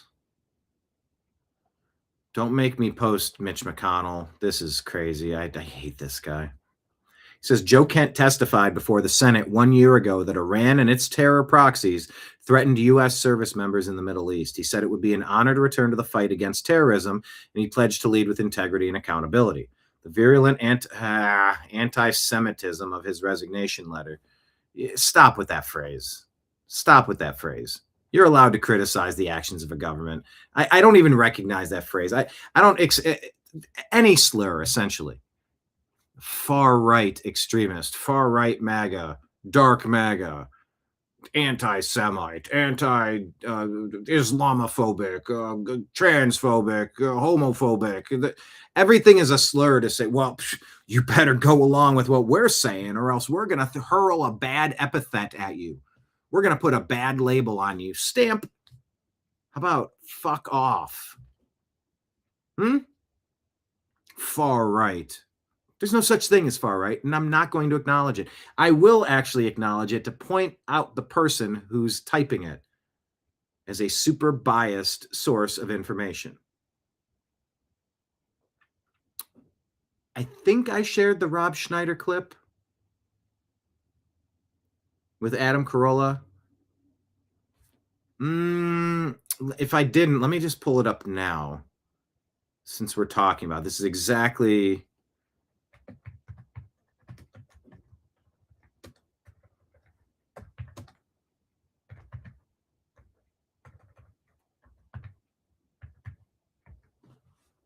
please pull up. No, hold on, that didn't work.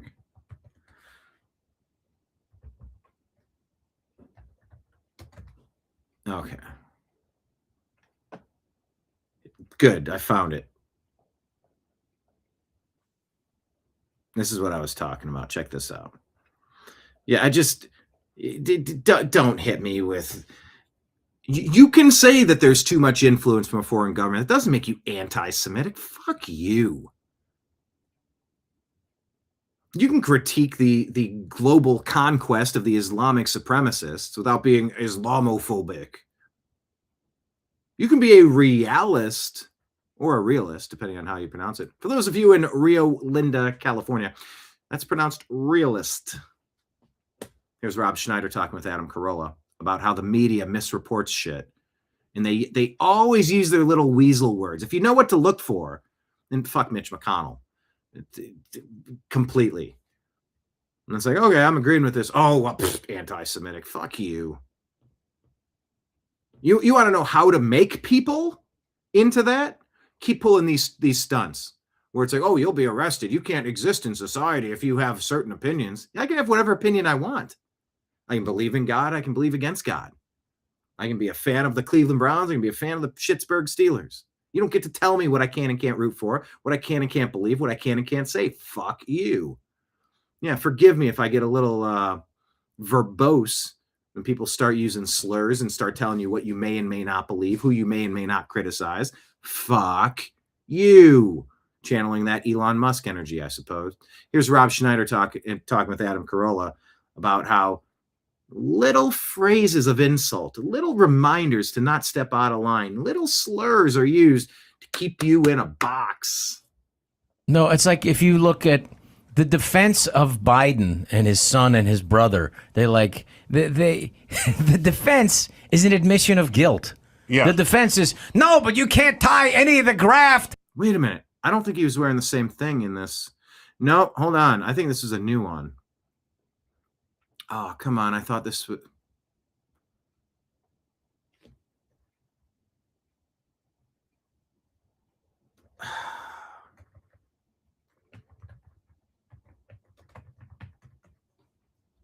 Oh, doggone it. I don't have anything coming up for this.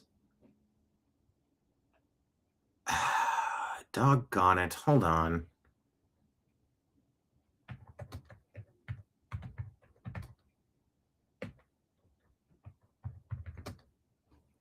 Yeah, get off the screen.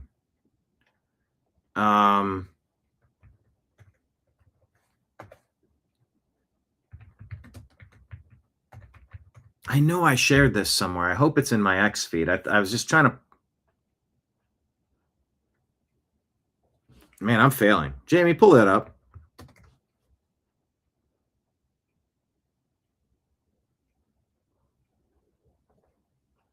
No, I don't think that's it. All right, I got to move on. It's a good clip. I think it might be from this. Maybe. Thanks for tuning into the Adam Carolla Go. I don't know, maybe it came from a wet market, maybe it came from a lab. Yeah. But I know it came from a wet market, it never came from a lab, and you have to be deplatformed means something's wrong with you now. And that's where they're at. Yeah. No, there's no give. I mean, like just seeing Charlie Kirk, they're showing all the clips now, seeing him, and just the fact that, Hang on, let me rewind. This might be the exact clip. Come on. He goes. The part of his brain that's damaged is the Democratic part. Right. He goes, well, I don't agree with him on this, but I do agree on. I feel like it's from there. Anyway, I got to move on. Doggone it. Anyway, it makes me really agitated when you read stuff like that. He's allowed to claim that it looks like, and I already went through this with you at the beginning of the episode. Marco Rubio came out and said Marco Rubio came out and said Israel made a decision that they were going to attack. And when we knew that they were going to attack and that they were going to respond on attacking our stuff, we had to attack them too, because we weren't going to wait to get hit. And look at all of the other countries around them. They attacked every country around them. Israel initiated it, according to our Secretary of State, Marco Rubio. And I gave you that whole fantastic analogy about being outside a bar. Hey, see that asshole at the corner? Yeah, I know. He's been bugging us all night, and he's been bothering our people for way too long. For years, he's been coming in this bar and fucking with us. Yeah, well, guess what? He paid his friend Hamas $20 to grab my girl's boobs and call her a bad name and spit in her face. He did what? Yep. So, hey, come on out here let's have a cigarette. Let's talk outside real quick. The bar's about to be let out. It's closing time. When he walks out of here, I'm punching him in the face. I'm going to knock his teeth out. I'm sick of his shit. You go, oh, man, I just want to hang out here in a bar. Well, I'm doing it. Well, this guy knows me. We know each other. Him and his friends, Hamas, Hezbollah, they're gonna hit us. They know which cars we drive in here. We have the Jeeps, and they're all parked right here. They're gonna retaliate and hit us. Yep. Well, I'm hitting them whether you do anything or not. It'd be wise that you jump in, because they're gonna jump in and hit all of us. You're like, now I just got dragged into a fight. That's from Marco Rubio. That's not an anti-Semitic theory. It's from our fucking Secretary of State. And I'm not even saying it's completely a bad thing or a completely good thing. It's just, it is what it is. Not anti-Semitic to point it out, you dipshit Mitch McConnell. He's not writing this. He can't, he doesn't know where the hell he's at. This guy needs to be removed.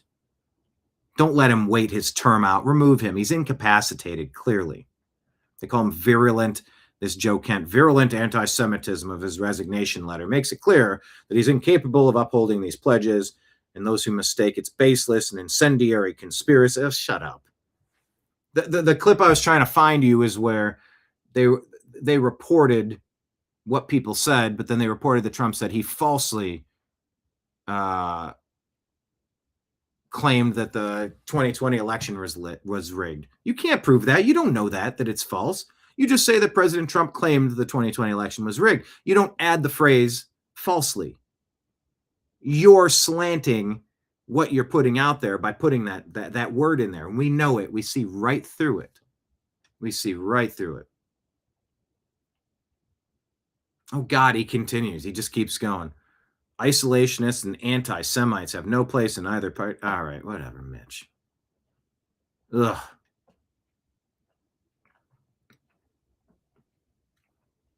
Dan Bongino reacts to this Joe Kent guy. Talk about, and when you read this, Okay. Man, it seems quiet. Is it quiet on your side? I guess maybe I could turn my audio up a little bit. Plaque in a facility I can't really talk about, and when you read the story there, it's a tough story to read. But, you know, again, as I've said with other, the sacrifice is beyond reproach. That doesn't mean that this current opinion is any more fact-based, because it's not. I'm really sorry, Laura. I mean, I read probably a lot more intelligence than he did, because they don't have a law enforcement function, the National Counterterrorism Center. They're an analytical clearinghouse. They're valuable. However, I had access to just about everything. And how you could come to the conclusion that the Israelis did it and there was no imminent threat here? Really? What about the anti-ship ballistic missiles, the drone program, 440 kilograms of 60% enriched nuclear material, their constant death to America chance? I mean, you know, that's called evidence. In some limited circles, we call that, you know, a clue. I mean, I don't know at what point you thought this wasn't an imminent threat after you've read a lot of the stuff I read. And by the way, that's just the open source stuff we can talk about on the air. I promise you, the president, I promise you, has a bevy of material that if he could do the Men in Black thing and erase your mind tomorrow, if he told you right now, you would come to the imminent threat conclusion in a snap. Well, a senior U.S.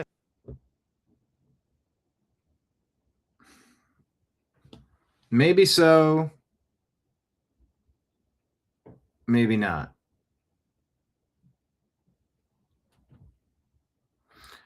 But he's telling us if you had the info the commander-in-chief had, you would not be disagreeing with it as much as you are. That's a lot of trust the plan stuff. Also, he was elected to be the commander-in-chief. We'll see how it shakes out.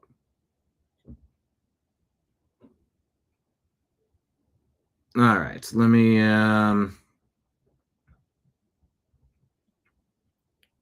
see if I can find what I'm looking for here. All right, well, that's Joe Kent, everybody. Guess what? BB's fine. Take a look at this video. No, it's fine, guys. They're just jamming out. Totally legitimate. So this is the video that people are talking about. What do you think? Did he come and make sure you were okay? Yes, Mike. Yes, I'm alive. I checked that, and I'm happy to see that. But he wanted to make sure because, you know, you guys get along too well. I know, and we shake hands with 5 fingers in each hand. You know, but I have to tell you, I'm alive, but I have this card. Oh. And yeah, don't read it. So it's a punch card. Mm-hmm. Today I erased 2 names on the punch cards, and you see how many more to go on this batch. You know what the good news is? My name is not on the punch card. Your name is on the list of the good guys. Thank you. And what are you, Santa Claus? What the president, the U.S. forces are doing is incredible. We're very proud to stand shoulder to shoulder with them, and getting rid of these lunatics who'd like to develop nuclear weapons and the means to deliver them to every American city after wiping out Israel. They ain't gonna do that. We're wiping them out. I love it. Thank you, Mr. Prime Minister. Good to see you. Thank you, Mike. Thanks. Take care. Thank you. Was that legit or was that AI? What say you? Type us in the comments. Legit on or a AI? plaque in a facility, I can't really. Tulsi Gabbard made a statement after this Joe Kent guy did the thing that he did. Says Donald Trump was overwhelmingly elected by the American people to be our president and commander-in-chief. As our commander-in-chief, he is responsible for determining what is and what is not an imminent threat and whether or not to take action he deems necessary to protect the safety and security of our troops, the American people, and our country. The Office of the Director of National Intelligence is responsible for helping coordinate and integrate all intelligence to provide the President and Commander-in-Chief with the best information available to inform his decisions. After carefully reviewing all the information before him, President Trump concluded that the terrorist Islamic regime in Iran posed an imminent threat, and he took action based on that conclusion. There you go, Director of National Intelligence, Tulsi. Some people wondering if she's going to resign. Mr. Prime Minister, I wanted you to know the Not sure. Representative Alan Paulina Luna says she just got word from her network in the Senate that John Thune will file cloture. Knows this vote will fail on the Save America Act. He better flippin' not. Charlie Smirkley says New York City spends more per homeless person than the median New York City household earns. $81,000 per person in fiscal year 25. And $81,000 is a floor. It excludes supportive housing, $500 a month. Or I'm sorry, $500 million a year. Mental health response teams in New York City encampment costs. Spending tripled and the population grew 26%. That ain't working.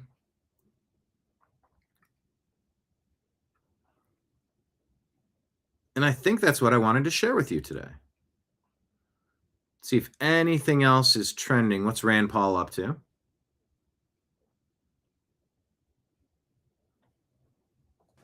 Good morning, everyone. Rand Paul says, so today, Mark Wayne Mullen, I'll give you a chance. Tell it to my face. Tell the world why you believe I deserve to be assaulted from behind. Have 6 ribs broken and a damaged lung. Tell me to my face why you think I deserved it. What? Here we go. I entered the Senate the same year that Representative Gabby Giffords was shot. I knew then that the state of political rhetoric was encouraging violence. I think it's imperative now, more than ever, that the leaders in our country disavow violence and lead by example. Through the years, I've personally been exposed multiple times to political violence. I was in the right field batting cage when the crazed shooter unleashed nearly 200 shots at our congressional baseball practice. I'll never forget Steve Scalise valiantly trying to drag his body away as the gunman continued. Later that year, a Trump-hating felon attacked me from behind in my yard. I was just straightening up from picking up a tree limb.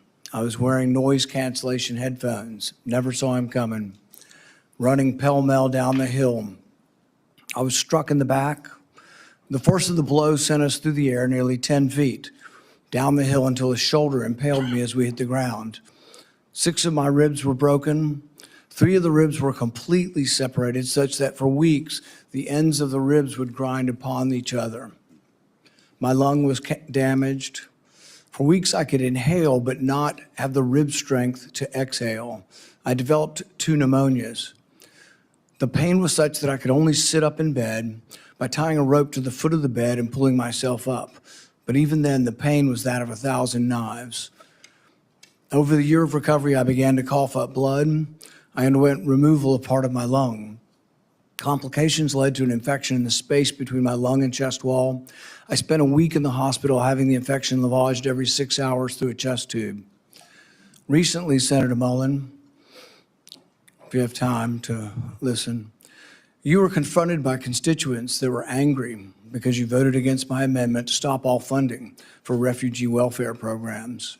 Instead of explaining your vote, to continue these welfare programs for refugees. You decided to transfer the blame. You told the media that I was a freaking snake and that you completely understood why I had been assaulted. I was shocked that you would justify and celebrate this violent assault that caused me so much pain and my family so much pain. I just wonder if someone who applauds violence against their political opponents is the right person to lead an agency that has struggled to accept limits to the proper use of force. You might argue you were mad and upset about being confronted by your constituents. But Senator Mullin, your constituents are justifiably upset with you.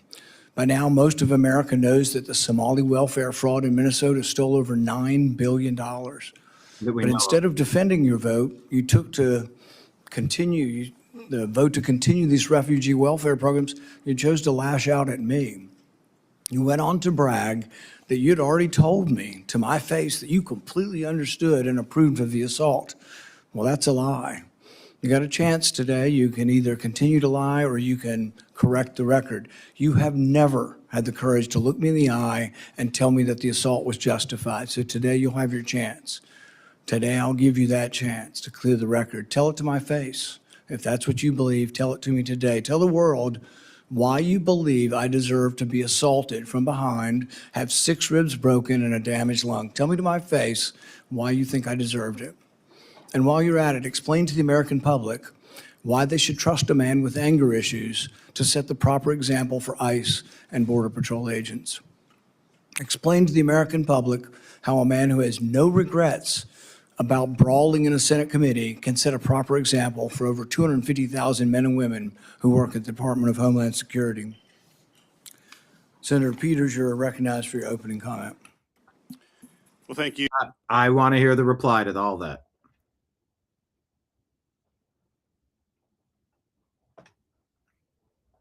Does he reply in this clip? Awareness that you're going to be leading thousands of men and women who will have the use of force, and there's been great questions in our country about how that will be used, and you think a violent attack is just fine. So I guess my first question is, do you think that justifying that kind of violence sets a good example for the men and women of ICE and Border Patrol? Mr. Chairman, first of all, I didn't know the extent of your damage. When the phone call was made, I made it to you and I tried to talk to you. You didn't engage at all. In fact, you said, get your paperwork in. It's got to be 3 days in between. You offered no apology. Sir? And you offer no apology today and no regrets. Haven't heard the word apologize, haven't heard the word regret, haven't heard I misspoke, and it was he. Where he goes, oh, I didn't like that. Oof. Work in. It's got to be 3 days in between. You offered no apology. Sir? And you offer no apology today and no regrets. Haven't heard the. That's like, well, that's not good at all. And you offer no apology today. Well, and no regrets. And he's looking up. He's trying. That is the classic tell that you don't know what the fuck you're about to say. You're trying to stall for time. Looking up, trying to think of the thing that you're supposed to say if you've been coached to say something. Whatever. You got attacked. It's no big deal. I cheered it on, but I won't say it to your face today. And yeah, the dude does have anger issues. You can say, hey, it's pretty cool that he challenges this guy to a fight in front of his face and stands up like, all right, let's go outside and handle this like that. And you offer no. Or you could say, that's sort of unhinged for this type of position. Especially when you have the media taking justified shootings in Minneapolis, for example, and turning them into national cases of reasons why you must oppose the Trump administration and destroy MAGA. Yeah, I don't think you want any more unhinged stuff. I think you want very cool, calm, collected, articulate, rational stuff. There was no reason why Rand Paul deserved to get attacked. I guess I'm sort of unfamiliar with when Mark Wayne Mullen allegedly said this, but his reaction to it is very dismissive. Sir? And you offer no apology today and no regrets. Haven't heard the word apologize, haven't heard the word regret, haven't heard I misspoke and it was heated and I made a mistake. Haven't heard any of those words. Sir, actually, it wasn't heated, and I'm not apologizing for pointing out your character. Good. So you're jolly well fine, and you want the American public and the people up here to vote that may or may not vote for you to know that you supported the felonious, violent attack on me from behind. I did not say I supported it. I said I understood it. There's a difference. That means you really didn't approve of it, just completely understand it. What do you think most people would interpret completely understand to be? So I completely understand it. Support for or a condemnation of the violence? Sir, as I said, we can have our differences. It's not going to keep me from doing my job as Secretary of Homeland Security. I'm going to secure Kentucky and take care of Kentucky as much as I am Oklahoma. If this were a one-off, it would be one thing. If you just disliked me so much that you approved of violence against me, people could just write it off. Well, maybe they hate each other. But really, there's a pattern of this. Let's go ahead. I want to watch this whole thing. I'm sure this will be clipped up tomorrow. But man, let's keep going. Do you think fighting as a resolution for political differences is a good example for the men and women of ICE and Border Patrol? As you can notice over my shoulder here is my good friend Sean O'Brien. Both of us have had conversations. Both of us have shaken hands. And both of us agreed we could have done things different. Sean is someone that has become a close friend. We talk all the time. I've been on his podcast. They put him exactly right here so they could address this. We've talked through this. That's how you handle your differences. Yeah, well, you mean like how you're not handling it with Rand Paul right here? Not like this, Chairman. I'm glad you guys are friends now and that you've reconciled. But really, it doesn't get to the real point whether or not you think violence is the way we settle things. In the days after the fight, you said, and I quote, "Sometimes people just need to be punched in the face." Is that still your opinion, that political disputes can sometimes and often only be resolved by violence? No. Looking up again, staring up at the sky. What was I coached to say here? No. Staring at the ceiling, staring at the ceiling, staring at the ceiling. I don't know about this dude. No, and I get that, Lake Leon. As soon as the Democrats stop their crap and apologize to millions of Americans for encouraging political violence, yeah. But I don't understand why Rand Paul was attacked. I couldn't yeah, I understand it. No, I don't. I don't understand it. Other than throw the book at the person that did the assault. I'd like to hear the original clip of what he said. I don't always agree. He's not coming off well at all. I'm not liking him at all today. Agree with that. Mark Wayne Mullen guy. Looking up, looking up, looking up. What was I coached to say? What was I trained to say? What did they tell me I should to say? I don't want to say what I'm thinking, so let me come up with something else. It just doesn't strike me as believable or trustworthy. I don't believe or honest in political violence. I've made that very clear. But sometimes people do need, theoretically speaking, sir, I get it. It's about character assassination for you. That's the way this game is played. I understand it. And you are making this about you, which is fine, but that doesn't keep me as Secretary of Homeland Security. Character assassination when you were the one lauding the assault. Who do you think started that character assassination? I'm just repeating what you have done in character assassination. I'm repeating your support for the assault. So that's somehow something I started? No, sir. What I'm saying is you're adding a lot to it. Yeah. Okay.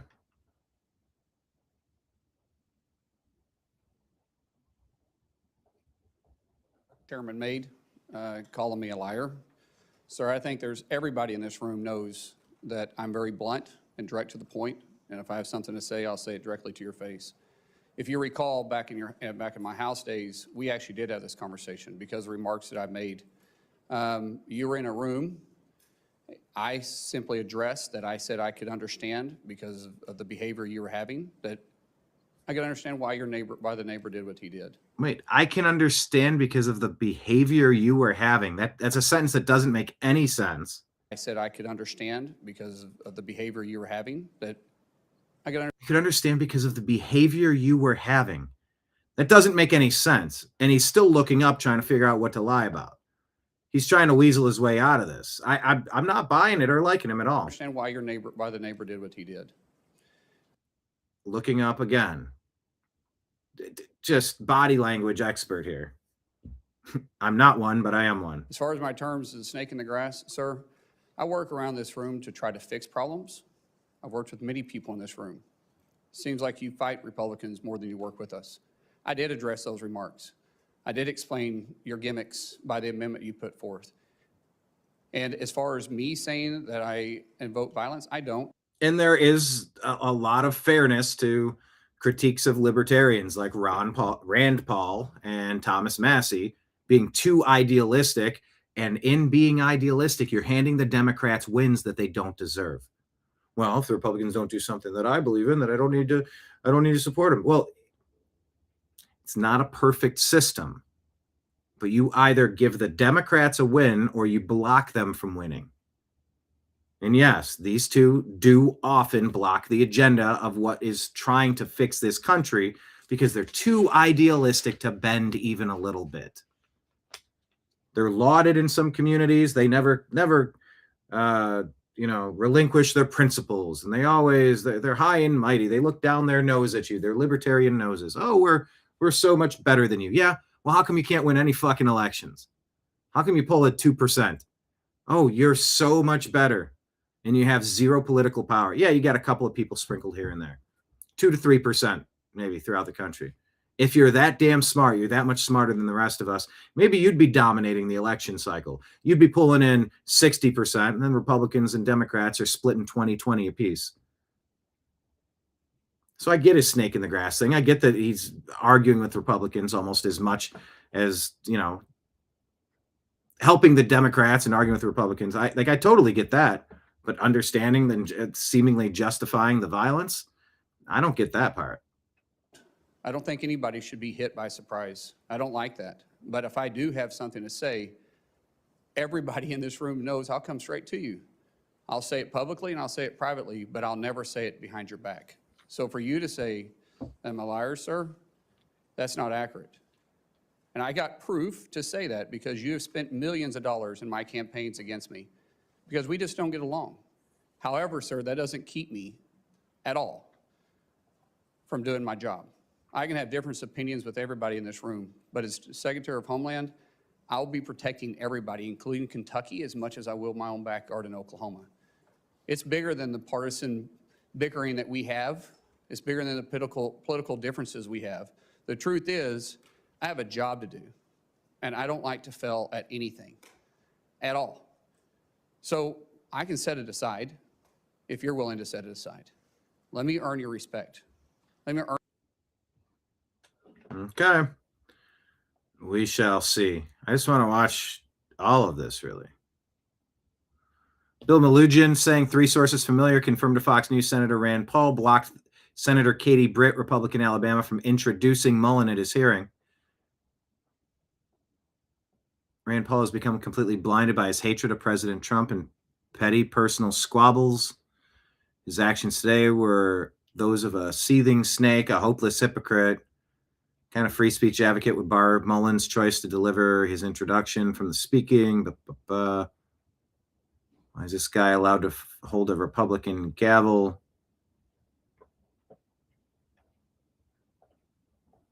I don't know. Funding for refugee welfare programs.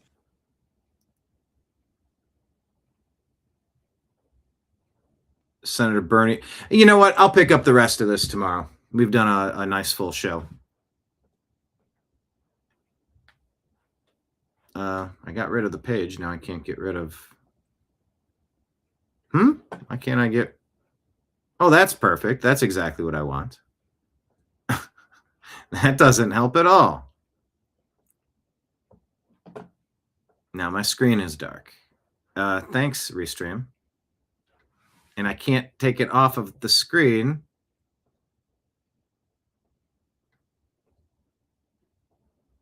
Okay, well, it'd be a good time to wrap it up since it's glitching. Here, we'll go like that. No, not like that. Dios mío. All right. Thank you, everybody, for watching. I'll be back tomorrow at noon, unpacking the news. please hit the thumbs up button, share the show with a friend, invite some of your friends, sign up for our free Patreon for sure. And if you're feeling up to it, consider supporting us on a monthly basis on either Rumble or YouTube or Patreon. You can drop us Rumble Rant and Super Chat tips, as well as Venmo Cash App. That's my name, Brian Engelman, scrolling at the bottom of the screen, or through PayPal, fuzzinstallment@yahoo.com. Signing out on behalf of all those in the TNAM universe, and a special thank you to all of our regulars and first-timers today.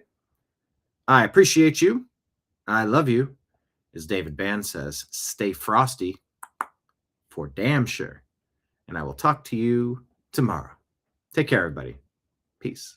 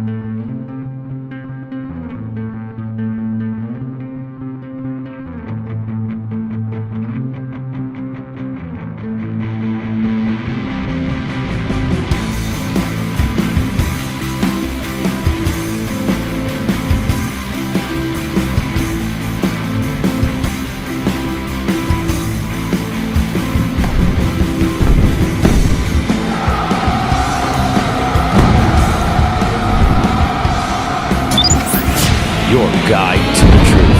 TheNewAmericanMedia.com.